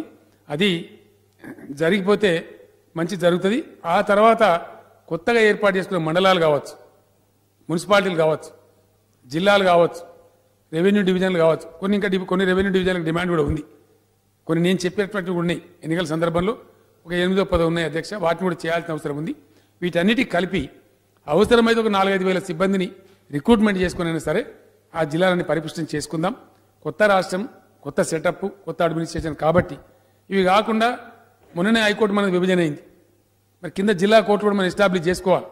మన సెషన్ కోర్టు మనకు రావాలి, ప్రతి జిల్లాకు సెషన్ కోర్టు రావాలి. ఆ విధంగా కూడా హైకోర్టు సీజే గారితో మాట్లాడి వాటిని కూడా సెటప్ చేసుకుంటే మనకు కంప్లీట్ అయిపోతాం, పరిపూర్ణం అయిపోతుంది. అక్కడ అవసరమైన సిబ్బందిని కూడా, ఆ కోర్టులలో అవసరమైన సిబ్బందిని కూడా ఒకసారి రిక్రూట్ చేస్తే సమగ్రమైనటువంటి కోర్టులు కూడా ఫంక్షన్ చేసే అవకాశం ఉంటుంది. కాబట్టి కొత్తగా వచ్చిన రాష్ట్రం కాబట్టి ఇవి కొంచెం వెనక ముందు డిలే అవుతూ ఉంటాయి. కానీ ఈ టర్మ్లో మటుకు సమగ్రంగా మన రాష్ట్రం బాగా సెటిల్ డౌన్ అవుతుంది. అందులో ఎవరికి కూడా ఎటువంటి ఇబ్బంది అవసరం ఉండదు. ఆ రకంగా ముందుకు పోదామని చెప్పి నేను మనవి చేస్తా ఉన్నా అధ్యక్ష. వీటిని చెప్తూ రేపు అప్రాప్రియేషన్ సందర్భంలో కొన్ని విషయాలు చెప్పాల్సి ఉంటుంది. కాబట్టి మిగతా మిత్రులు కూడా కొందరు చెప్పినారు. ఖాన్ సాబ్ మాట్లాడుతూ జిహెచ్ఎంసీకి కొంత ఎక్కువ డబ్బులు ఇవ్వాలని అడిగినారు. ఆ యాంగ్జైటీ కరెక్ట్ అధ్యక్ష. ఇప్పుడు నేను చెప్తే కొంచెం ఎక్సెస్ అనిపిస్తే కానీ ఫ్యాక్ట్. శివరామకృష్ణయ్య గారు అని చెప్పి ఈ మధ్య నేను చనిపోయిన అధ్యక్ష. అర్బన్ పాలసీ మీద చాలా పెద్ద ఇన్స్టిట్యూట్ నడుపుతాడు. చాలా పెద్ద మేధావి కింద లెక్క. Internationally loan man. ఆయన ఎన్నోసార్లు నివేదికలు ఇచ్చినాడు. ఏ ప్రభుత్వం కూడా పట్టించుకోలేదు. నేను మన ప్రధానమంత్రి గారికి చాలాసార్లు ఎక్స్ప్లెనేటరీగా వారికి అర్థమయ్యేటట్టు రాసి ఇచ్చిన ఓరల్ కూడా చెప్పిన అధ్యక్ష. కానీ పని జరగలేదు. నేను కోరింది ఏంటంటే దేశంలో 6 పెద్ద నగరాలు ఉన్నాయా, 1 కోటి జనాభా దాటిని. ఢిల్లీ, కోల్కతా, చెన్నై, బెంగళూరు, హైదరాబాద్, ముంబై ఇవందరూ తెలిసినటువంటి. ఎవరు వచ్చినా, ఏ ఇంటర్నేషనల్ డిగ్నిటరీ వచ్చినా వచ్చేది ఇక్కడికే వస్తారు. These cities are reflecting the face of India. కాబట్టి ఈ cities don't leave these bigger cities to mere municipal bodies. వీటికి ఒక పద్ధతి పెట్టండి. కేంద్రం నుంచి మీ ఇన్ని లక్షల కోట్ల బడ్జెట్ పెట్టే కేంద్రంలో ఈ 6 నగరాలకు ఏటా ఒక్కొక్క నగరానికి ఒక 5-5 వేల కోట్ల రూపాయలు మీరు ఇవ్వండి. నిబంధన పెట్టండి. మీరు దీనికి మ్యాచింగ్లా రాష్ట్రం కూడా పెట్టాలని. సంవత్సరానికి 10,000 కోట్లు అవుతుంది. అయినప్పుడు ఈ అనుకున్న స్థాయిలో ఇక్కడ పేదల ఇల్లు కావచ్చు, ఇన్ఫ్రాస్ట్రక్చర్ కావచ్చు, ఇంకోటి కావచ్చు చెయ్యాలి అధ్యక్ష. ఈ హెచ్ఎండిఏ కానీ, జిహెచ్ఎంసీ కానీ, నేను ఆ మధ్య బీజింగ్ పోయిన అధ్యక్ష. మనకు ఒక ఔటర్ రింగ్ రోడ్ ఉంది. దాన్ని అప్పుడప్పుడు చూసి మనం గర్వంగా చెప్పుకుంటాం. ఇప్పుడు రీజనల్ రింగ్ రోడ్ కూడా మేము ప్రతిపాదించినాం. నేను బీజింగ్ వెళ్ళినప్పుడు అధ్యక్ష, అప్పటికే బీజింగ్ నగరం 6 ఔటర్ రింగ్ రోడ్లు కలిగి ఉన్నది. 5 ఔటర్ రింగ్ రోడ్లు కలిగి ఉన్నది. ఆ రోజుకి 6వ ఔటర్ రింగ్ రోడ్ నిర్మాణంలో ఉంది. స్టిల్ మేము ఒక్కొక్క చోట గంట సేపు స్టక్ అయినాం ట్రాఫిక్లో. మేము అడిగినాం, ఇదేమరా బాబు, ఇన్ని రింగ్ రోడ్లు ఇంత కత్తున్నది, ఎందుకు స్టక్ అయింది అని అంటే వాళ్ళు చెప్పినారు, 7 మిలియన్ కార్స్ ఉన్నాయి సార్ ఈ సిటీలో అని చెప్పి. 70 లక్షల కార్లు ఒకటే నగరంలో ఉన్నాయి. కాబట్టి ఈ బాధలు తప్పతలు. అట్లా దాని తదనంతరం విపరీతమైన పొల్యూషన్ ప్రాబ్లం ఉంది. ఈరోజు మన రాజధానిలో ఢిల్లీలో దిగితే కూడా ఎయిర్పోర్ట్ నుంచి దిగిపోయే వరకు దగ్గొస్తూ ఉంది అధ్యక్ష. విపరీతమైన పొల్యూషన్ ఉంది. అంటే అది ఏమిది అర్థం చేసుకోవాలి. ఈ మధ్యన నేను యాస్కీలో వాళ్ళు అర్బన్ ఫిలాసఫర్స్ వాళ్ళని పిలిచి సమావేశం కూడా పెట్టినాం. మరి మన నగరం గతి ఏమవుతుంది, మన సంగతి ఏం జరుగుతుంది? ఇప్పుడు అధ్యక్ష ఇందిరా పార్కు పోతే అప్పుడప్పుడు ఆక్సిజన్ సెల్లింగ్ సెంటర్లు వస్తూ ఉన్నాయి. ఆక్సిజన్ కొనుక్కోవాలా మనం? రాబోయే తరాలు ఏం కాబోతా ఉన్నాయి? ఆక్సిజన్ అమ్మేటువంటి కేంద్రాలు కూడా ఏర్పడే దుస్థితి మన తప్పుల వల్లనే వస్తూ ఉంది. కాబట్టి డెఫినెట్గా ఒక పరిమితికి మించి జనాభా మరి రానియద్దా, పట్టణాలలో ఏదో జరగాల్సిన అవసరం ఉంది. అంత పెద్ద పవర్ఫుల్ కంట్రీ, అంత rich country. China is suffering, Beijing is suffering with severe pollution. మన రాజధాని ఢిల్లీ కూడా gone out of hands, that is suffering with severe pollution. మరి మనం కూడా హైదరాబాద్ జాగ్రత్త పడాల్సిన అవసరం ఉంది. ఖాన్ గారు చెప్పినటువంటి తప్పకుండా దృష్టిలో పెట్టుకుంటాం. అదేవిధంగా సండ్ర వెంకట వీరయ్య గారు కొన్ని సూచనలు చేసినారు, అజయ్ కుమార్ గారు కూడా కొన్ని సూచనలు చేసినారు. ఆ సూచనలను కూడా పరిగణనలో పెట్టుకుంటాం అధ్యక్ష. రాజాసింగ్ గారు వారు చాలా దౌర్భాగ్యం అన్నారు. అయ్యా, దౌర్భాగ్యం మీ దగ్గర మా దగ్గర లేదు. కేంద్ర ప్రభుత్వం డబ్బులు ఇస్తలేదు. మేము ఎన్నికల కోసం పెట్టామని మీరు మాట్లాడి ఎన్నికల కోసం పెట్టలేదు. మాది అసలు ఎన్నిక అయిపోయింది, మిగిలింది ఓన్లీ పార్లమెంట్ ఎలక్షన్. దానికి అంతా మేము బెంబేలు కూడా ఎత్తుతలేము. ఇంకా ప్రజలు మా వైపే ఉన్నారని మాకు నమ్మకం ఉన్నది. చూద్దాం భగవంతుడు ఎట్లున్నాడో. కాబట్టి ఎన్నికల దృష్టితో ఇంకో దృష్టితో పెట్టిన బడ్జెట్ కాదు. అట్లా పూర్తి బడ్జెట్ కూడా మేము పెట్టలేదు. శ్రీధర్ బాబు గారు మాట్లాడి బడ్జెట్ పూర్తిగా పెట్టేది ఉండే ఎకనామిక్ సర్వే అన్నారు. మీరు కొద్దిగా చూసి మాట్లాడితే మంచిది, దయచేసి సలహా చెప్తారు. సీనియర్ మెంబర్గా my advice. Vote on account పెట్టినప్పుడు ఎప్పుడు కూడా ఎకనామిక్ సర్వే పెట్టరు. మేము ఇచ్చే ఫిగర్స్ కూడా సిఎస్ఓ అని ఉంటుంది, సెంట్రల్ స్టాటిస్టికల్ అథారిటీ ఉంటుంది. మా జిఎస్డిపి లెక్క కానీ మా మంచి కానీ చెడ్డ కానీ వాళ్ళు డిక్లేర్ చేసే ఫిగర్ అని మనం చెయ్యం. మనకు ఆ అథారిటీ కూడా లేదు. కాబట్టి ఆ ఫిగర్స్ అన్ని కూడా ఆ సిఎస్ఓ ఇచ్చిన ఫిగర్స్ తప్ప మేము చెప్పేటి కావు. ఎకనామిక్ సర్వే కూడా రెండు కారణాలు. ఓట్ ఆన్ అకౌంట్ బడ్జెట్తో ఎకనామిక్ సర్వే పెట్టరు, నంబర్ 1. నంబర్ 2, 31 మార్చ్ తర్వాతనే ఆ మార్చిలో వస్తుంది, ఇయర్ ఎండింగ్లో వస్తుంది తప్ప ఎకనామిక్ సర్వే ఇప్పుడు రాదు.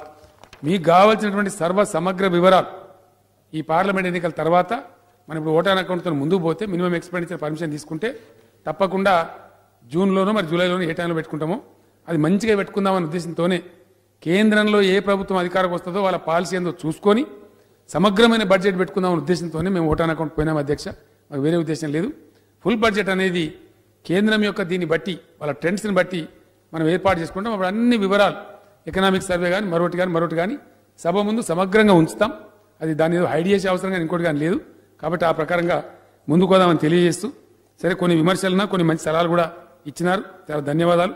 సభ్యులందరికీ మరొకసారి ధన్యవాదాలు తెలియజేస్తూ, తమకు కూడా ధన్యవాదాలు తెలియజేస్తూ నేను విరమిస్తా ఉన్నా అధ్యక్ష. జై తెలంగాణ.